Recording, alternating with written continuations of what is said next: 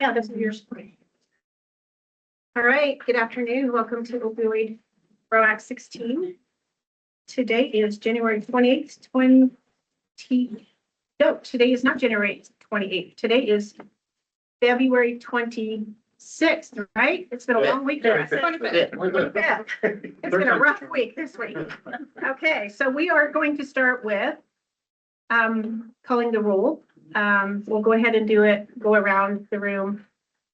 Yesterday was a long council day. I'm getting them confused. Michael Allen, District Attorney for the Fourth Judicial. Archie Cohen, Colorado Springs Police Department Commander, voting member. David McCollum, Colorado Springs Fire Department, voting member.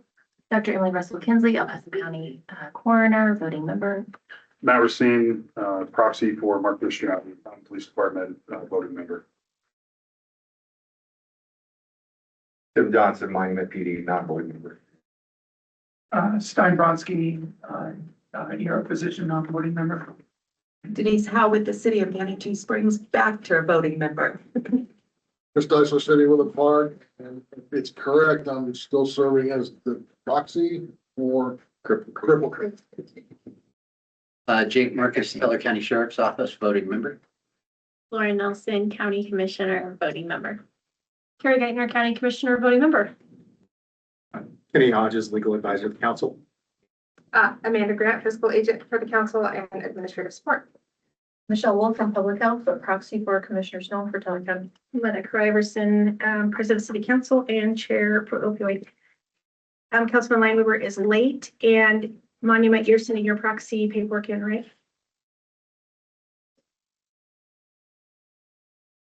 Okay, moving on to the minute approval for the January 28th. Got that one right? 2026 minutes. Motion to approve minutes.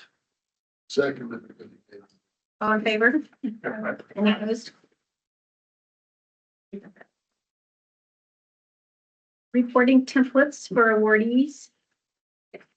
So in your packet there, behind your minutes, you'll see the reporting templates that we've prepared for the grantees who have currently received funding. So these folks have already received funding in a prior round of funding, and they haven't been provided a reporting template as of yet. According to the administrative delegation that you all approved last month, this was something that I could prepare and put together on behalf of the council, but I did want you all to see it before I sent it out. So there's instructions for them to complete a progress performance questionnaire. This will really give us the narrative of what they're doing, who they're partnering with, what the challenges are to their program, if there are any, and some of those success stories.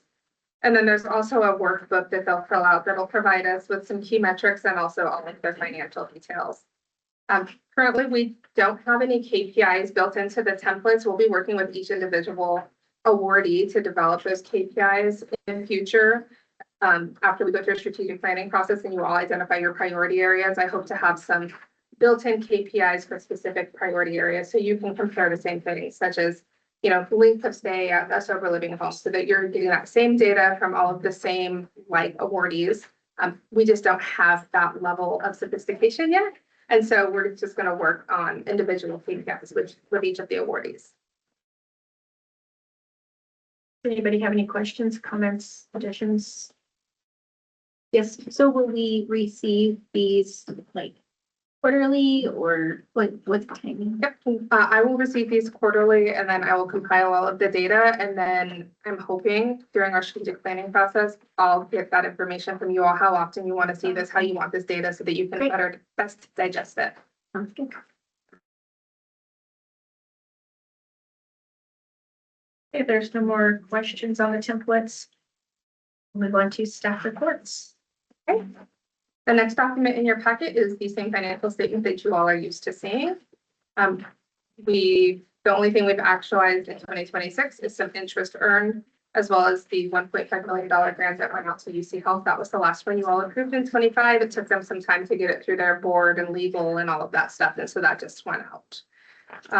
In the black bold box at the bottom, what you see is $3.293 million that's available for appropriation currently in the bank account. I will move on to the cost report. That is the next document in your packet. This is the cost report that is due annually to the state. It was submitted on February 13th. I take all of the grants, all of the facilitation expenses, everything that we've expended, and it has to go into a state database. And so what it spits out is just this somewhat like an Excel spreadsheet. And so there's no narrative in the state report. There's nothing like that. It's just almost like a Google form where you check a box, like you have to open the box and you get to select what was the program or activity, what approved use does it fall under, what section, what subsection, and then the amount that you expend. The state uses this expenditure data to inform their statewide dashboard that shows all of the expenditure data for all of the regions as a whole. Are there any questions, additions, comments to that? That's excellent. Thank you. Yeah, no problem. That's really good to have. I appreciate that. Absolutely. The administrative updates, that's just kind of our update on how things are progressing from transitioning from our prior facilitator to El Paso County taking over that role. We've been working with Initium and with our internal DST folks to get the website migrated over to a web hosting platform that we can utilize. The one that was previously being utilized is not one that we can contract with as a county government. And so we're working on the back end to purchase the domain and do a whole bunch of IT things I don't quite understand, but in the end, the users won't experience any difference. That same domain name will be used. It'll just be hosted on a platform that the county already has the security protocols and access to utilize. And so there won't be a disruption to anyone using it. We'll just be working behind the scenes to make sure that it's compliant. There may be some visualization changes because it does need to be compliant with all of the local, state, and federal House bills and regulations around ADA accessibility. Can I just like question on that piece? So were we out of compliance previously? And with the one we couldn't contract with, why was that? So Initium was using GoDaddy.com. We can't agree to the indemnification language in their terms and conditions as a government entity. So because they did it underneath their company, they were able to? Got it. Yeah, they contracted under the company as part of just the facilitation cost. It wasn't a line item. So even though we were a government, because they were acting, then they kind of just absorbed. Ish. But maybe that was not best. Probably not ideal, but I know that a government itself can't agree to indemnification for Colorado constitutional reasons. Okay. And I think that's the same with the ADA accessibility. It probably should have been previously as the website was for this organization, but that's something we're remedying. Great, thank you. Yep. We've downloaded all of the data from the dashboard that they prepared. I'll be honest, it's not a lot of useful data. We're having a hard time taking the back end of that data and putting it into something that we think would be helpful or easy to be used by this council. So we're kind of in the early process of developing a mock dashboard for you all to review, to look at, to make changes to. In our planning meeting, we'd like to get some good feedback on what you all want to see. When this council first started years ago, the initial dashboard we talked about was a dashboard that was reflective of this council's work. So organizations we funded, what their outcomes were, money in, money out.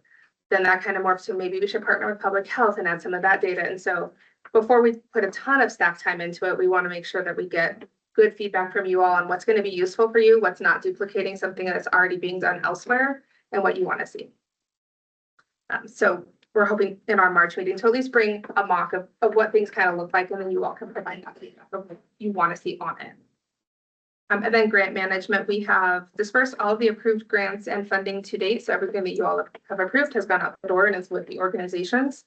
And we continue to monitor the compliance of those awards. If we have the records reflect that Councilman Lineweber is now in attendance. Not to call you out, but you are now here. I had to do it. I had to be at my real job. I get it. You are fishing. I have to supplement my income. I get it. Okay, if there aren't any questions on those updates, I will move on to this nice giant piece of paper that probably nobody in here can read without readers, but you don't need to if you don't want to. I just wanted to show you all what the 2-year plan looks like in the statewide database. I know we do a lot of talking about we need to develop a 2-year plan for costs so we can pull funding down. A 2-year plan in the cost database at the statewide level is this. It's not a strategic plan. It's not a narrative. It's what is your funding priorities and where do they lie? And these are I think it's 109 categories and subcategories that I have to take every expenditure that you guys decide on and put it in the place it fits the best. So you can see when we first started, you all developed a couple, I think it was 4 priority buckets, priority areas you were funding, community education, youth prevention. And so those were your overall strategic priorities. And then I take every one of those expenses and fill it in where it fits the best in here. So I just wanted you all to see what an actual 2-year plan looks like that I'm actually putting into the state system. It's very different than strategic planning or putting together a full plan of how you all would like for this funding to move forward. So with that said, there are 3 opportunities this year for me to submit a new 2-year plan to the state to pull down any additional funding. That's March 15th, September 15th, and November 15th. Those are the only 3 dates that I can submit the plan and we can get additional funds.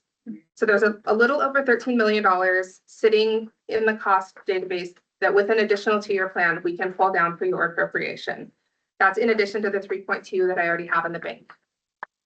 So if we don't think by March 15th, well, okay, if we don't think that we're going to spend more than 3.2 between now and September, we can leave the 3.2 as is, work the strategic planning, develop a good solid strategic plan, which will inform our 2-year plan that I can submit up to the state, and then we can pull down additional funding. If you all think that you would like access to any of that money prior to September, council could give staff direction to create a 2-year plan in the cost database to pull additional funding down based on the grant applications that we currently have in queue and what categories those would fall into should you choose to fund them. That absolutely doesn't obligate you to fund anyone, but it would give you the opportunity if you wanted that additional funding. The 3.2 million we have sitting in a bank would just about cover all of the applications that we currently have pending if we don't receive any more. And so, can that be amended at any point? absolutely, I can amend that plan at any time. At any time? Yes. So if we think we're going to, it would behoove us to come up with a rough plan that can always be amended and that gives us the most flexibility. Absolutely, yeah. If we wanted to pull down, let's just say, well, we think we might use 5 more million by September, or maybe we want the opportunity to use that 5 million by September. I could create a 2-year plan saying that we're going to use that in the areas of treatment recovery, whatever looks like it congeals best with what we've been doing and what applications we have. And then when you all actually make those funding decisions, I can go in and amend that plan at any date. There's no specific dates for an amendment to make it match where we're actually spending the money. So is there any downside to pulling it down, I guess? The only downside the state hasn't given exact direction that it's not permissible, but in the last regional meeting, the state did talk a little bit about not liking the idea of regions pulling their money down if they don't have an already approved use so that we can collect interest in our bank account. I don't know if that means the state wants it to stay in their bank account. So they can collect interest? Of course, that's. Yeah, They didn't say those words, but so. Yeah, keeping in mind in March, that's what we're gonna do is the visioning. And so it'll give us our like true north of what we want to fund and what we're not gonna fund. And so we can pull it down because we know we're gonna have that plan coming after our March meeting. That's what we're gonna do in March is figure out what this council wants to do with those dollars. So I think we should pull them down, but not use them until we have that planning session done. Yep. And then we know exactly what we're going to spend on them. And that helps the people that are applying also not to waste their time if it doesn't fit, but those that it fits more in, we will have the money to fund those things. So I hate to not pull it down just because we don't have the plan, but at the same time, knowing we're going to have a plan. Right. Does that make sense? Yeah. I have a question. Can you remind me what right now the window is for people or organizations to apply? You said we have enough money to fund what's currently already out there for us to review, but Yes. the window's still open, right? More could be coming in. So as we started to transition the website, we closed the Gravity form that was receiving applications. Until we have better direction from this council on how we want to receive applications, how we want to review applications, what that looks like, because I would hate for these folks to think grant applications are open, we're going to get a quick decision. And frankly, we have a bit of a backlog and we need to have that level setting strategic meeting next month to see which way we're going. And so my thought process would be have that grant application currently closed until after the March meeting, when you all have great direction. I can put out a new grant application that has all of the correct information, all of the funding priorities you all have put together, and then we can start working through those. And is this the complete list that you have to allocate to this? Like, this is every bucket? That is every possible? bucket Okay, possible. This is really informative for me personally, so Okay. I'm gonna be looking at this closely, and it's interesting to see where we have some gaps. Yeah. Or opportunities. Yeah. So yeah, really helpful. So maybe it just needs council's direction to do this. To create a cost plan to pull down funding. And if we do want to pull down funding, I would need to know what amount you all would like for me to pull down.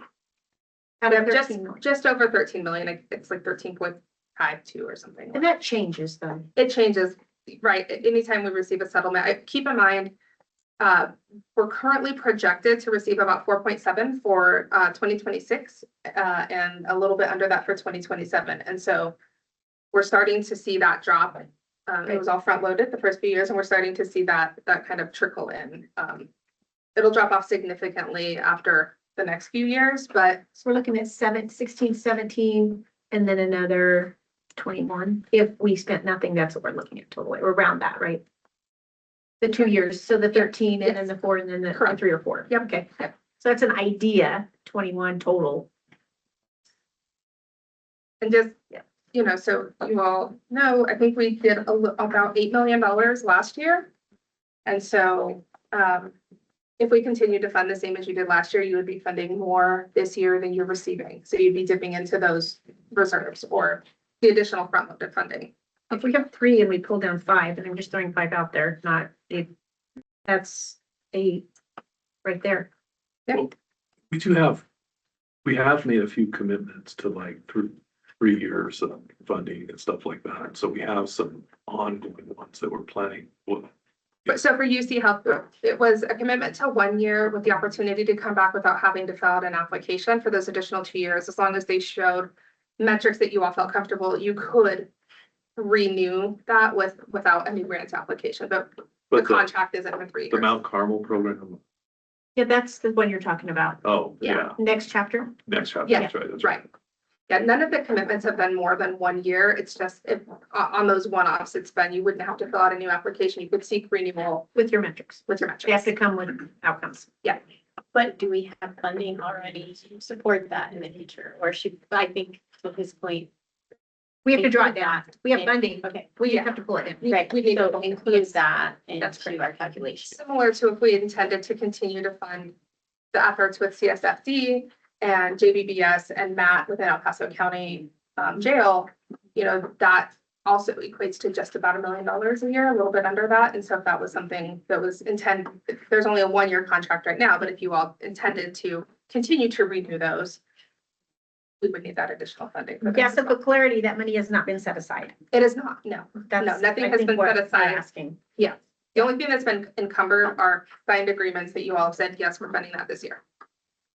I assume that's because of like Tabor, right? One board can't lock another one in anyway, so it's, I guess, the reason why, but, I'm curious because there's what the state would like us to do, and then there's what we're required to do. Correct. So understanding that, I'm gonna ask our attorney, is there any reason that we can't?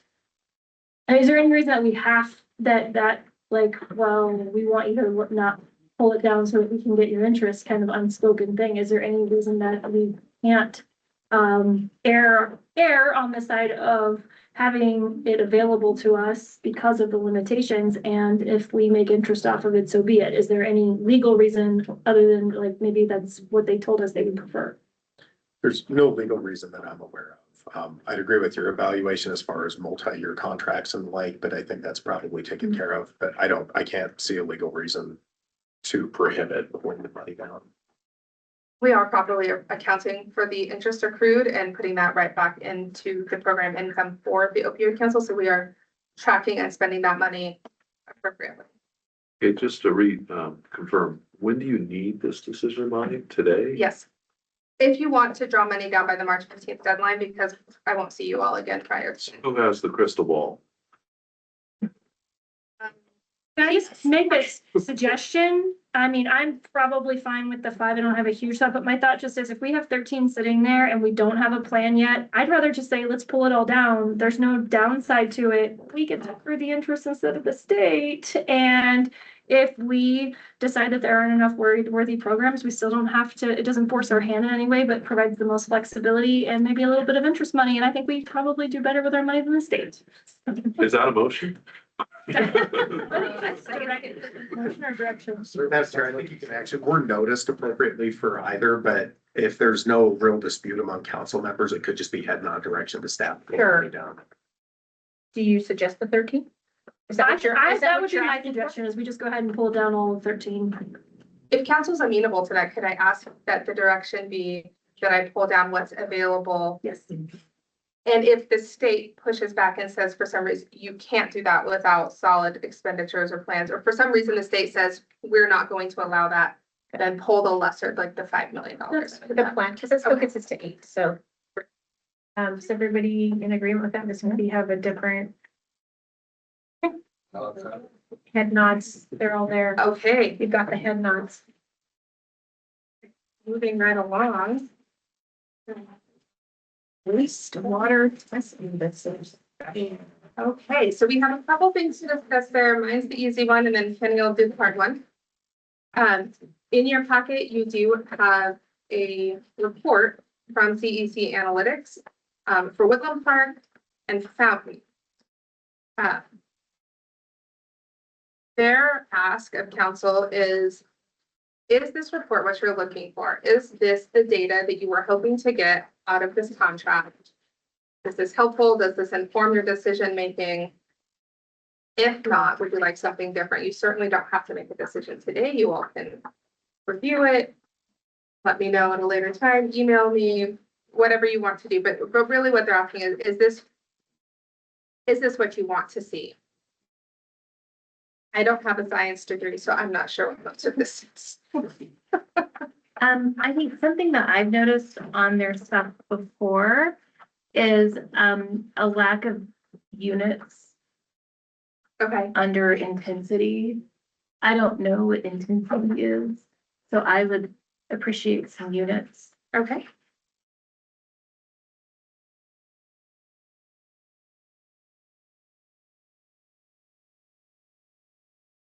I know I need a lot of time to digest it. Absolutely. Yep. So I'm not sure about anyone else, but I'm probably going to need some time. Well, there's more opioids in Woodland Park than there is in Fountain. That. Don't look at me. I did look at you. Maybe not cannabis. You have more benzos and you have more opioid cannabis and barbiturates. Yeah, and I would ask, like, maybe Emily, hate to put you on the spot, but like, maybe there's I kind of said this before, but like, I don't know if there's a subgroup that wants to put together, like, what does this mean? And maybe they even want to digest and then think about make the suggestions. I'm a data nerd and happy to dig in, but I don't have the level of expertise on knowing what this translates to in the real world in terms of what's being metabolized and what that can mean to us in terms of the level of usage. So I'd love some context, and I don't know if it's the best thing to ask the contractor to try to give us that context, or maybe to ask some of the experts that are here on this board. Well, I'm happy to be a part of that as well, because I do understand them as not probably a different level than Emily, but at the same time, without the contractor, I think we're going to have a hard time because I don't know what methodologies they used and what they're specifically. I think we're going to have them to answer our questions, don't you? Yeah. Do you think that? they're gonna have to be involved. Do you think it'd be beneficial for them just to come in and level set with like, Absolutely. here's what this should mean and here how you should interpret it and give us a presentation on that and then you guys could ask. That's easier than trying for us to decipher their methodologies because they're coming from an engineer and this is more coming from a medical. So to your point, we're gonna have to involve them. I'd rather the whole group hear it than me try to translate their methodology, Absolutely. don't you think? Absolutely. Yeah, I'm not a wastewater expert, but I'd be happy to work with you. I think On they it. need to come just dissect it to everybody. I think that'd be great and then we can just learn from the intelligent questions you will both ask. It's the better ones because yours are gonna be much different, but to your point, some of them don't, some metabolize into fats, some don't. So there's a lot of differences in how they're getting these by the way they even metabolize, right, Emily? It's gonna take some time. Yes, see, so I think that's a To dive into group it. discussion. I think we should tell them though, like, bring us a presentation that puts this, that makes sense for layman. Layman terms. Yes. Yeah. Yes, Yes, exactly. I agree. Well, and the other component is, could they compare, like, they're doing other cities too, right? Mhm. So are we, They say they are we, and we're not really seeing that, like, well, compared to, There are other cities. yeah. That's a good question. Yeah. I don't know if they're able to, if there are other contracts, if they're able to share that data with us, but I think it's a good question to ask. Or maybe just, here's where you compare like to national trends. Yeah, or exactly. city or Yeah. guys. And they don't have to say the city, but maybe good for the cause. It would be nice to know what's in other communities as well and the demographics of the sizes too, because I mean, if you look on one of these graphs, Woodland Park, is much different than Fountain, but then you go over and Fountain's higher than Woodland Park in different areas. So it's specifically like, I was just kidding, not picking on Woodland Park, but you have your own problems. So it'd be nice to have them digest what that. I think they need to come to that. I agree. Okay. But not in March. Not in March. Okay. That's what I was just gonna ask. Because March is busy. Okay. And Madam Chair, if I can just back up for just a moment back to two-year planning. This packet that you all have, this is the work that came out of CSU for the needs assessment that you all commissioned them to do. So what you have in here is a prevention plan and all of their findings for both Teller and El Paso County. They have identified what they think should be strategic priorities that this council considers based on their findings. And so this packet is reading material for the next month so that we all come into our March strategic planning meeting nice and informed of what we spent a little bit of money to find out. And hopefully some of the information in here can help you guys understand some of the needs that our community has and some of the gaps. So Do you have this in electric? I do. That's what I was going to follow up after this meeting with an electronic version. They also put together a couple of quick YouTube videos that discuss some of the data they have in here, but it was all way too big to send as attachments. So I will send their email with their links that will go to the drive that has all that information for you guys. Thank you.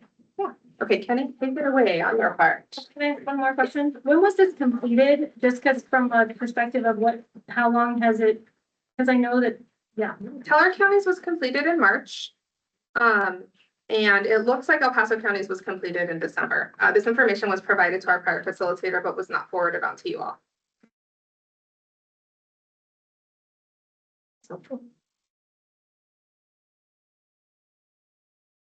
Madam Chair, if I could just cover a quick follow-up item with regard to wastewater testing. I know we had a representative from CSU come and speak to us about CSU having declined to have the testing done at their facility.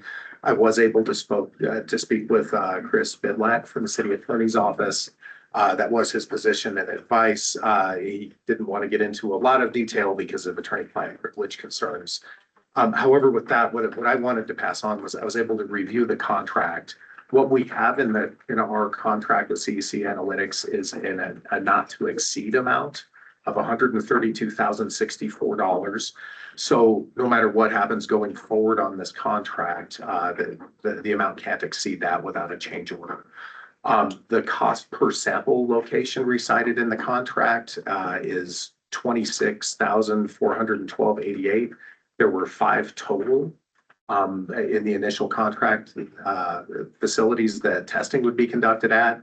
So realistically, and I've confirmed this with Paul Westland from CEC, what we're looking at where things stand currently is a total fulfillment cost in the contract of $105,650 and change. As an alternative that he floated, if there was another facility that the council wanted to direct his company to conduct analytics at, that could be, that could be discussed as well. What I might suggest, if we're bringing it back at a future meeting, that may be a good time for that direction to be provided to the consultant. Otherwise, there's like about 25, I'm doing math in my head right here, 25,000 less from the 132. If it's 105, about 25,000. Right, it's 26 for and change. Yeah. That basically we wouldn't be charged because that CSU facility wouldn't be housed. So we could add that 25,000 to another area or district, or just bank it. And my thought is, I mean, I don't know if we could approach Fountain or also Monument. Well, we have Fountain, Oh, but Monument at the, yeah, we. yeah, that's right. I think- Monument starts collection this week. Okay, so Oh, okay, we have those districts covered, just not Colorado Springs. right. Yeah, so they're collecting That's at the additional. Fountain, Woodland Park and Cripple Creek. They've offered the alternative of asking one of those wastewater providers if there's a secondary collection point for their wastewater that we could add on as the fifth, or if there's another municipality that you all would like to look at, or just nothing. I just would suggest maybe we talk to, like Cherokee and the Cimarron Hills area, because that's as closest to the city. And kind But they're in of, the city. I mean, it's technically not, because they're Yeah. unincorporated, but they are surrounded by the city pretty much, and so it would give us a kind of it's also a high crime area, and so it might give us the closest next best thing to a It's city. in southeast, so A good idea.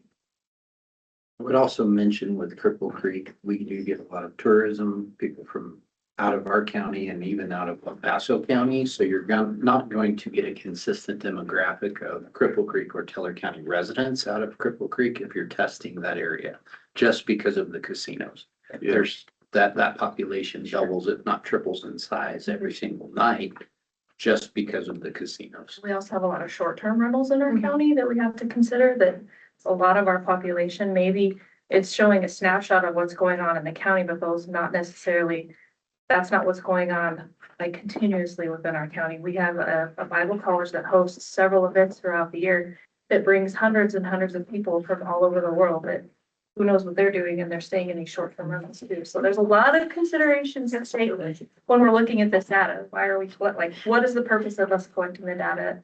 Like, I get to compare like what we're seeing in our emergency rooms and our ambulances and with law enforcement, but really, what are we doing with the data? Like, we already know that it's there. What are we doing with this data? Are we just collecting it? Like, what's not a real comparison of your community, is what you're saying. it's really hard to decipher that. Just like when we were doing wastewater testing for COVID, it was like, well, we already know it's here.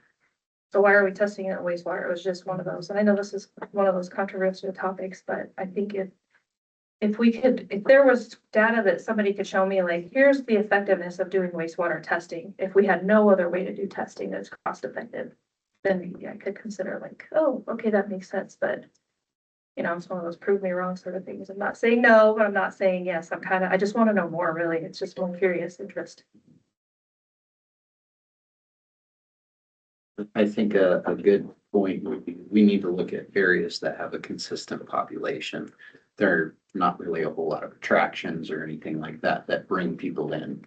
And absolutely what Carrie was saying with the high crime in those areas that she's mentioning, it would probably be beneficial to look at those areas. It's more of a reflection. Nobody's traveling to southeast for fun. Right. Right.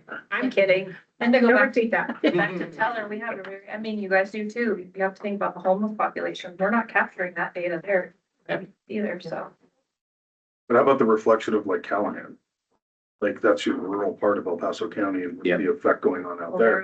Probably the septic systems, probably not. Yeah. There is a municipal system, but it's pretty small. And the same, like, obviously for Raymond, which is like, last time I checked 132 people. Do we want to contact Cherokee because there's only 25, and will that take care of the 25 gap? 26 and shouldn't change, but Yes, ma'am. If that were to work out, that would. that would take care of that. absorb a full So we're amount. not looking at anything additional. We're just going to go up to the 132,026. Okay, can you? Yes, sir. Sorry. I was just gonna ask, can you list the ones we're doing currently again? It was fun. Sure. On the screen there, we have a monument, wastewater treatment plant, fountain wastewater treatment plant, Woodland Park, and Cripple Creek. Thank you. So I guess my other question is, with the city, does that negate using a private entity? Like, what if we tested the rescue mission? Before, They can't because they have to tap into CSU and CSU said no. well, I know, but could we grab it before it leaves their property? Whose is it until it leaves? It's in. I wanna know whose shit is this? When does it become the Nobody city's? should let it sit. Well, I know, but there's probably a, You go collect it. I'm just pointing out that it could, I mean, it might be possible. I'm throwing out a suggestion, because like to the point about homelessness, that's what actually brought it up. That would be, a clear identification of what's in our homeless population. I would say wherever the property ties into the main. That's where it's no longer theirs and it becomes yours. Well, that's the thing. Is it at the flush or is it at the? I think there's not much time between the flush and like. I mean, yeah, that's pretty. Not, I mean, I just kind of a gross conversation, but it is it's, I mean, you're flushing one time, that's one person, right? And so you're not holding it. So if you pull from between there and when it gets out, then you're getting like, you're not getting a large sample. Yeah. So from our CSPD, do you think Cherokee is I mean, you know the district well. Do you think that's a really good indication of the city? I'm not talking homeless. I know obviously it doesn't solve what Landover's trying to get at, but Yeah, I think as an alternative, that would probably be the best location within that area, but then I go back to, again, what are we gonna do with the data that was already? Yeah, I'm back in the shades. We still have to figure that out. We already have this contract in place, but we have to figure that out. What are we gonna do with this information? but we also have that very odd rehab facility that just opened up over there in that hotel. And it's a fly by night, but it's a rehab and they kick them out. They recruit them from all over, like Albuquerque and wherever. They're in there for like 28 days. Once they hit their Medicaid max, they're dumping them on our streets. This just happened. And that's right there in that area, in that hotel. So we're gonna get a lot of that in that area too, just keeping that in mind. It's not gonna be perfect. I mean, yeah, we're just discovering this. I just because it's come up now about the why again, and yes, we had the discussion, we have the contract, and I totally get it, and I think we talked about this, but I know not everyone was here, and then we have some other people who are new voting members too. So I think one of the things, and I still think it's a great idea if people have the time and effort, is we talked about public health, looking at the data and saying what could they do with it? Where is it valuable? And I think like we keep talking about like what type of drugs, that's one piece. But I know my interest too is we have no way of measuring whether the prevention that we're doing or any of the campaigns we're doing has any effect on the community. So this is an objective measurement. It's not perfect. I totally get it, especially in the areas where you have a lot of people. Though I am jokingly going to say, I'm thinking the Bible College is diluting it more, probably not adding more. I don't know. Maybe that's an assumption. I'd hope, right? Like I can have my optimism. But I think it can be an objective measurement, especially in those areas that aren't as volatile of, hey, we just ran a huge prevention campaign to tell people how bad these things are for them. If it's not having an effect and we don't have an outcome to measure it, and it just says, actually, no, people are continuing to use more drugs, then why are we spending that money? I guess that's where I have an interest in, and then thinking through what other ways could we use that to measure the effectiveness of different campaigns that we are doing, the effectiveness of, again, you know, and I've heard this too, is like, it could continue to go up and we could say, well, it might have been worse if we didn't do any of these things. And so I understand we can have those conversations around it, but I do think having some objective data of how much usage that is not self-reporting, because we know how unreliable that is, but we can at least say this is how much usage is happening in our community and what is happening with that trend. Is it going up? Is it going down? I'm not sure I know the company, we talked a lot about, you know, how can we figure out approximately what this looks like metabolized per number of people in the population. That's where I feel like we need their help. And maybe public health, the partners help to really figure out, it's not going to be perfect, but it could be a model of trying to assess the trend. And I just don't know of any other way we get to that information outside of a self-reporting. For my agency, particularly in Tulare County, we would need a person that just does data all day. I don't have that. I don't have the staff to do that. So that, I mean, I realize there's $13 million sitting in our bank account right now. So it would, I mean, it's not impossible. I just don't have staffing to support that need in terms like right now. If we were just to go off of just counting funding in our grants, I think that's where I know El Paso County Public Health they have their own data person. So, and they have their own, system to do that. Like ours, we just don't have that capability. We're so small. I think if we figure that out and we get that team together and we start figuring how to look at this, what kind of modeling we can do, what's out there for us to assess those trends.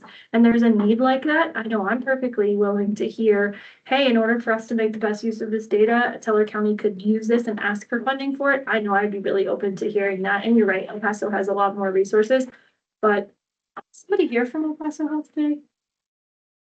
We had our meeting this morning and we just got done and ran over here. So, okay, I can't see behind the podium. Oh, Michelle's here. Okay. So I don't want to, I just think maybe there's a way for you guys to work together on it too and figure it out. Maybe there's a way for them to at least start the process. And then if you still say we still need somebody to do this and bring it forward. But I just think objectively from trends. So for whatever that's worth for the why question, that's my why.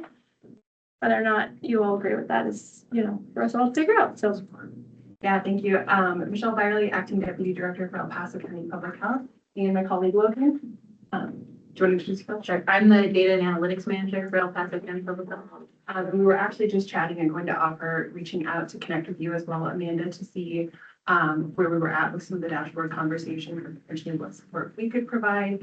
Logan and I were also just talking about, we do have an opportunity to look at, some of you may be familiar with our child fatality prevention review team. We have capacity and some resources to be able to look at adult overdose fatalities. So that's something that we're working on as well, that we could potentially look at if there's some funding and capacity that we can maybe combine some of these initiatives to get us a better look at some of the data and to the point of evaluating effectiveness and kind of get us a foundational starting point to establish where we're at and look at perhaps what we could do together to advance some plans. Okay, so Kenny needs direction on contacting Cherokee. And if we want to add that one, that's what you're asking for, right? Yes, ma'am. If the council would like me to, I could contact Cherokee and find out or ask the vendor to contact Cherokee directly, probably more like it.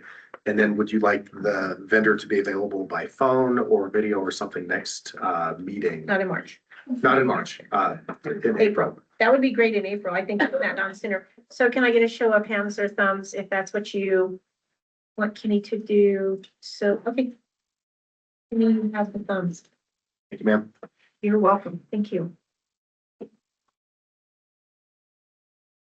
Yes. Moving on to consideration and award of funding. So we have two, the Colorado Meth project, which is Rise Above, and then the Lyda Hill July application.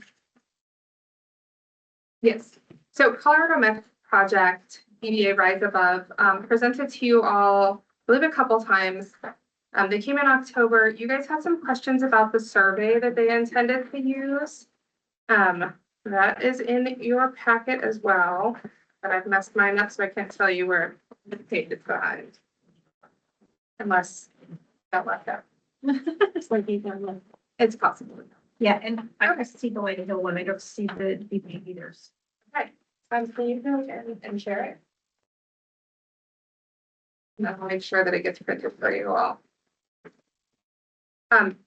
While Nick is, you can put it to your personal manager.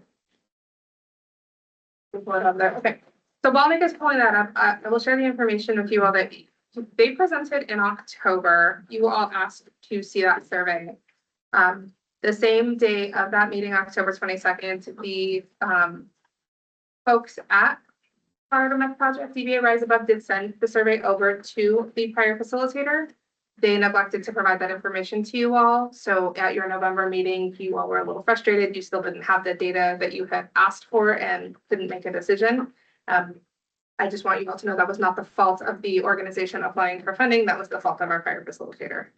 And it's on the screen, if you can see it. So on the screen is their funding request. As a reminder, what they were looking for was 191,504.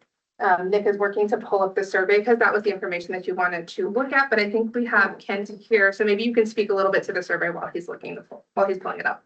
Sure, thanks. Hi, everyone. I'm Kent McLennan, Executive Director for Roseville, Colorado. Thanks for having me back and for putting this back on the agenda. It's really timely from the point of view of the survey in terms of our opportunity to do that data collection this spring. We're doing it statewide, but be able to do the focus that we like here in El Paso and Taylor counties. And so I'm happy to answer questions about specific pieces of the survey, which is being finalized in these next couple of weeks so that we can get it out in the field in mid-March. So that's kind of our timeline. This is perfect time to be able to at least discuss this and figure out what next steps we need to have and answer any questions that you have about the survey. The methodology, again, just as a reminder, this is completely outside of school. It is collected through online panels and through social media recruitment. It's a methodology we've used for more than 2 surveys now. Everything post-COVID has been no phone and done this way in terms of data collection. So we reach out, and the online panels is done through a parent who then approves the youth that are 12 to 17 to be able to participate in the survey. And the social media recruitment is done directly through some direct marketing, but it is done geo-targeted so that we know who we're getting. We're recording zip codes from the participants so we know, and we can geo-target who is being surveyed.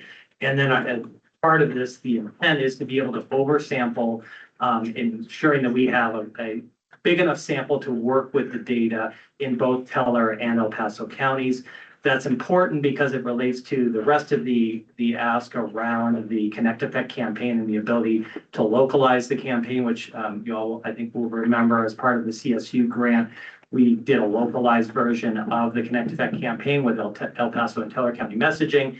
And so our ability to take this data and be actionable with it and do something to be able to take some of those norming messages that we can then update in a latter part of the year in the ad campaign that we would propose to deliver. So the data is helpful and from that perspective, and I'm hopeful that the data is also really helpful to you in the discussion that you were just having related to, do we have some data to be able to see, is this working? Is it not? What's our awareness like? How does that compare to other places?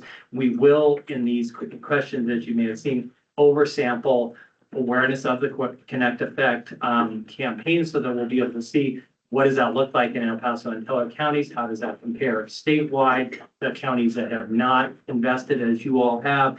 And then the ability to see with some cross tabulation, those that are aware, what does that mean about their awareness in terms of their behaviors and attitudes? So we'll be able to dig pretty deep with that data and be able to present some of those findings to you or work with any subgroup that you would like around some of the data analysis to make it as actionable as it can be for you. So that's sort of the broad pieces. I'm happy to answer any questions about any of the specifics related to the questionnaire.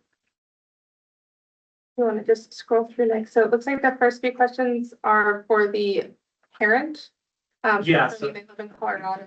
So this particular sample, yeah, is for a parent on an online panel participant to be able to participate. So we're verifying the youth age around that. So. And then the next section is for the youth to complete by themselves. You're asking that the parent not be part of that. That is correct. And we can't control who sees what's on the other end of the screen. Obviously, it's done online for that collection it's our third-party researcher that we worked with for many years on this. So yes, but that is the assumption. Okay. Within Colorado, zip code, age, current grade, and then so that's some demographic data. And then if you scroll down to these statements, yeah. So we'll look at a series of different statements. We're looking broadly. So for those that may be aware of the Healthy Kids Colorado survey, this is a deeper dive into behaviors and attitudes around behavioral health issues. And so we're trying to create that broader understanding in this space. We were able to then cross-tab data around both usage and any other behavior so that we can really look at, well, what does it mean for youth that say they're struggling with their mental health and what those outcomes might be? What does it mean when we're thinking about the way they might respond to a question where, you know, they feel like they're connected or their schoolwork is meaningful to them, whatever that is. We can look at those, the research will look at the data to say what stands out and what is unusual in perhaps good or bad ways to those trends and how we might look at them. The other thing I'll say about trends too is we do have the opportunity to compare to 2024's El Paso County data. Our Teller County data was a little bit different because we had to collect it outside, and Michelle know this from having to collect it outside, and we actually did collect through partnership with the schools in the Cripple Creek area, but we'll be able to, particularly with the El Paso data, be able to compare with the 24 survey as well.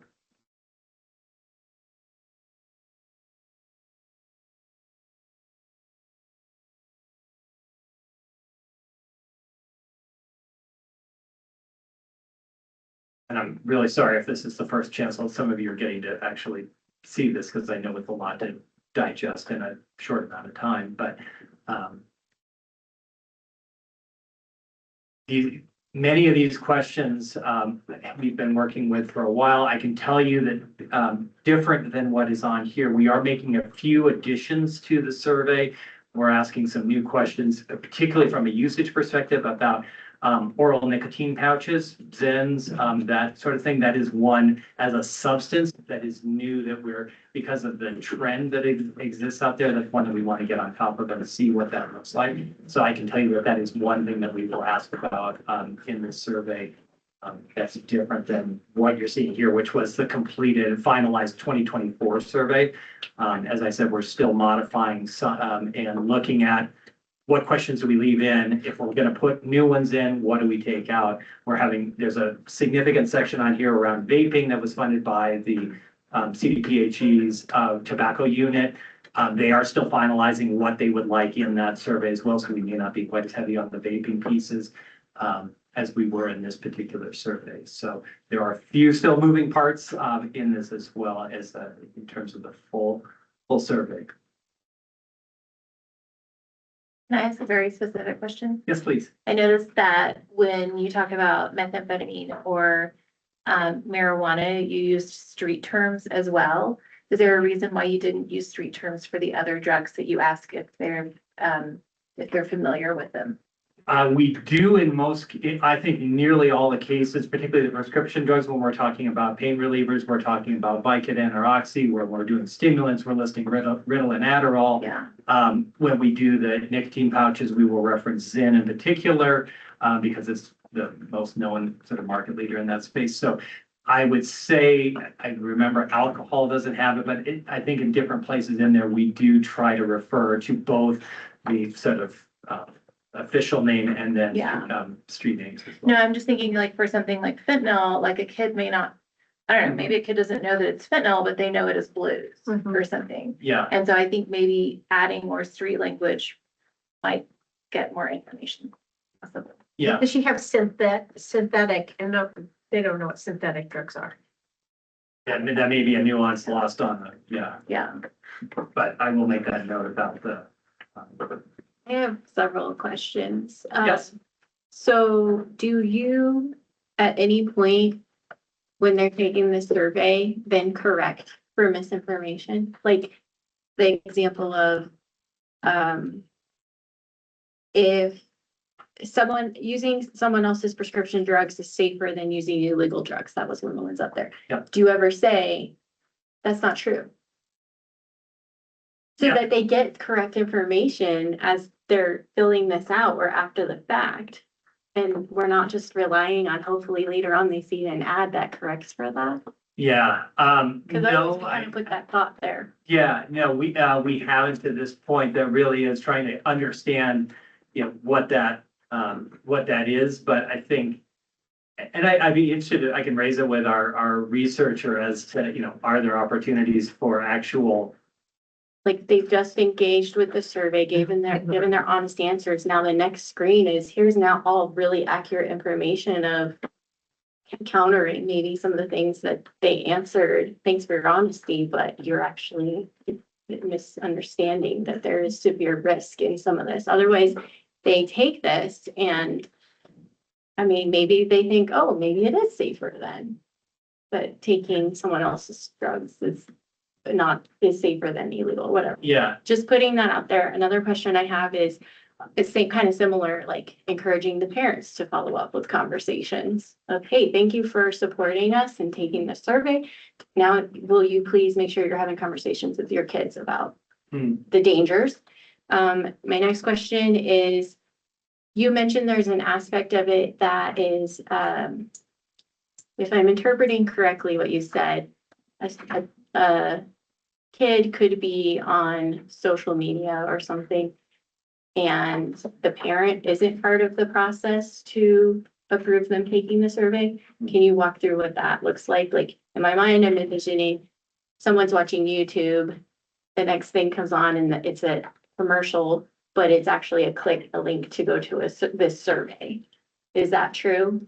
that is from the social media recruitment side of the equation. I would say they are roughly half and half in terms of the survey, in terms of where they're collected from.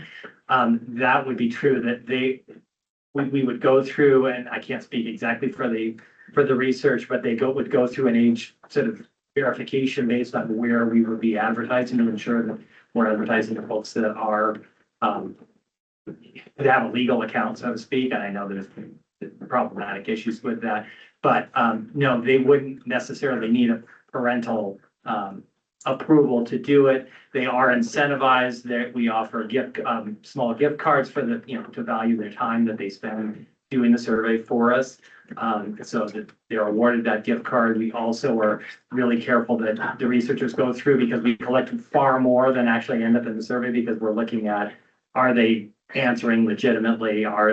There's a couple of short open text questions where you can tell if it's somebody that's just hitting buttons and not answering honestly, so that we weed out a lot of, it's, as our researcher says, it's the hardest survey collection they have because of the difficulty of the audience and that collection purposes. But we found to be able to get pretty honest, once we get through all that, through those two sources, to be able to get that. But I think there isn't that same parental control piece in the online social media collection. So there's an aspect of this that we have minors providing personal information and data without. It's all parents. de-identified. It's all what? It's all de-identified. So you'll see that the demographics and things on there that are collected, those questions are the only identifiers, and a zip code. So there is no other information that they would provide in that case. But we're still going out and asking minors for information without their parents' approval or authority or even knowing. I am just wrapping my head around that principle, and I get it's for a good cause, but like the principle of it is, I'm just processing that. So thinking. Okay, sure. Yeah, kind of along those lines, I understand why we're incentivizing with a gift card. Do you guys worry at all about what you're encouraging kids to do online? If someone's providing gift cards and things like that, that you're kind of conditioning them to give up information for small rewards? I mean, the social media safety is just such a huge issue. I'm just curious, like, does that come up at all? Like, it'd be very easy for someone to do that nefariously. Obviously, you're not in this case, but how do we teach kids how to differentiate those?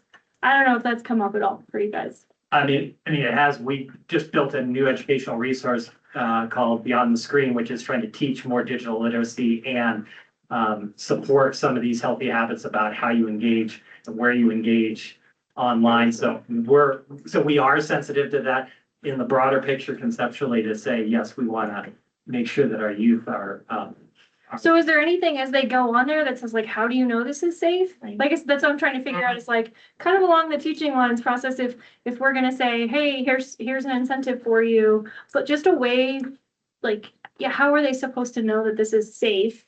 And like I said, I worry about conditioning, so if we're saying it's safe in some cases, then how are we helping them to make sure that we don't create situations later on that are creating kids who think that all of these things are safe? So that's just a question. Yeah. Maybe you haven't thought all the way through that, but I would just love to know how we could do that, because I just think creating a situation where we're telling kids, yeah, it's totally safe to give up informations. In this case, to your point, not personally identifying, but kids, those are kids. And so how do we incorporate in there some sort of like, how do you know this is safe? Or, talk to your parents about this, or like, are there ways for us to incorporate that in so that we're not conditioning kids to be vulnerable to other scams or situations? Yeah, I will ask our researcher that question, and I'm sure there are ways that we can provide some guidance information so that it is not just gift card click, without knowing as they start the service, so they know what they're agreeing to, because we don't award them a gift card if they don't answer honestly. It's like, again, they sit through some of that stuff, so it's, so I think there are ways to be able to at least provide a little bit of a knowledge building in that space.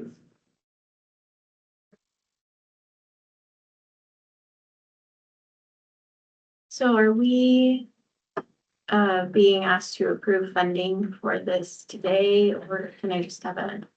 Yes, so the ask would be for you guys to make a final decision on funding for this today. And I do have printed copies coming. I apologize that they did not make the packet. It was in the email that was sent out, so if any of you had an opportunity to review it by email or have your phone or computer with you, but someone is bringing us the copies in the next week or so. I don't feel good about it. Like, I'm one person, you all can outvote me, but we're trying to get data. The principle of kids accessing these things without parents having any idea, really scares me when I think about, they're gonna be learning things from this survey too. Like, I know we have to ask the questions, but my kids don't know street names for drugs. Like, I try and protect them from that. And so now if they're watching YouTube and this pops up, they just got an education. And I know that someday they'll be exposed, but this maybe will make it a little sooner than, and just the fact that I would have no idea as a parent that they even took this survey. I don't feel comfortable funding this personally. So I will say, I mean, one alternative that could be considered is if it's the social media recruitment side of that is problematic for you. I mean, we could work to collect data only from the online panel side and hope that we get enough. I would venture to guess that we won't in Teller County. We probably would be able to do that on the El Paso County side.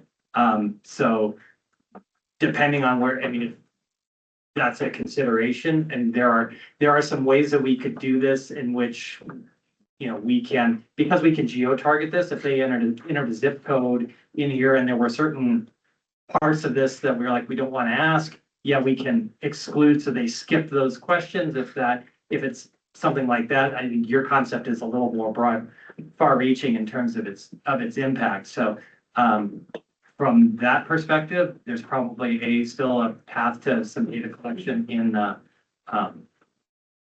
particularly in El Paso County. We would have to look at an alternative survey piece to what we did. And I don't know, I mean, maybe we go back, the folks that did the survey with us at through Cripple Creek and schools would be willing to do it again because they have had that experience, that we would sort of try to oversample outside.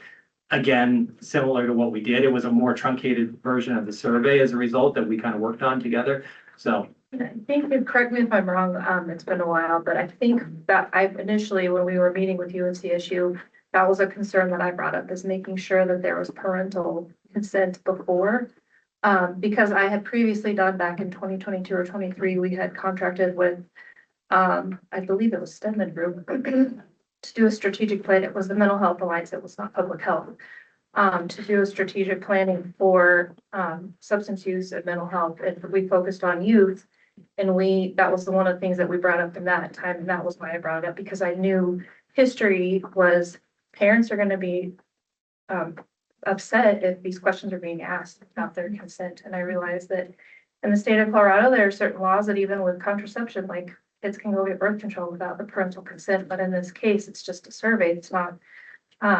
So to your point, it may be going back to the school where I think we did have parental consent in that instance. So that is an option, and we're thankfully able to, we're starting to get our foot in the door more with Woodland Park School District, so that could potentially be another opportunity to look at that as well. And then I know we tried to get you guys to come down for some of our 4-H meetings where we have a great group of kids that could, would be quite honest, not all of these kids come from great backgrounds, but the parents are always involved with that too. So that's another opportunity. And, the kids don't want to do stuff online. They want somebody there in person. So that's the other takeaway I think from that. So I don't think it's impossible, but I think there's a way to do it, tailor it to each community.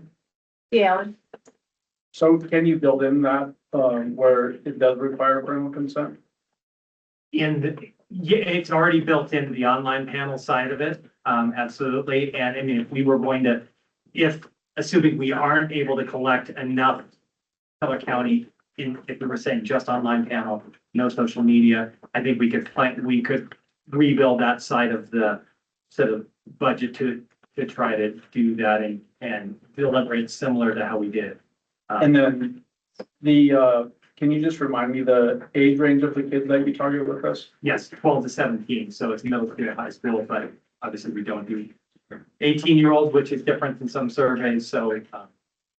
And then, is there a way to tailor it so that the younger they are in the spectrum, that they get slightly less intrusive types of questions, or no? Historically, we have not. What we did do, and I can share the actual sort of truncated version of the survey that we did in Keller County, but it was not age specific there, in terms of its orientation of the questions of the things we asked, the things that we didn't. That said, the skip logic that they can do is pretty easy to do, to say, if we want to say, we're not asking these questions of someone that is 12 or whatever is decided there, we could make some accommodations on that side. For middle school kids, do you have information that, I think I already know the answer, so maybe this is rhetorical, but that those kids are already being exposed to this stuff anyway and potentially know some of the language that's being used? We asked, the first question is, have you ever heard of, and then we give as the example, whatever the drug is and street names for it, and yes or no. And if they say no, they don't get asked any of the other questions that are related to that substance. And there's obviously data out there that shows that kids in middle school have been using some of these drugs too. And so I think it's actually appropriate to ask the questions. I just wanted to get that out there that the kids are already being exposed to this, and I think it'd be fine to do it. I don't know if our uniform law enforcement want to weigh in on that as far as kids being exposed to these things already, even without the survey kind of thing. Yeah, I would say that a good majority of kids have been exposed to it, but going to what Commissioner Nelson said, I think it's really on the family aspect as well. That's true.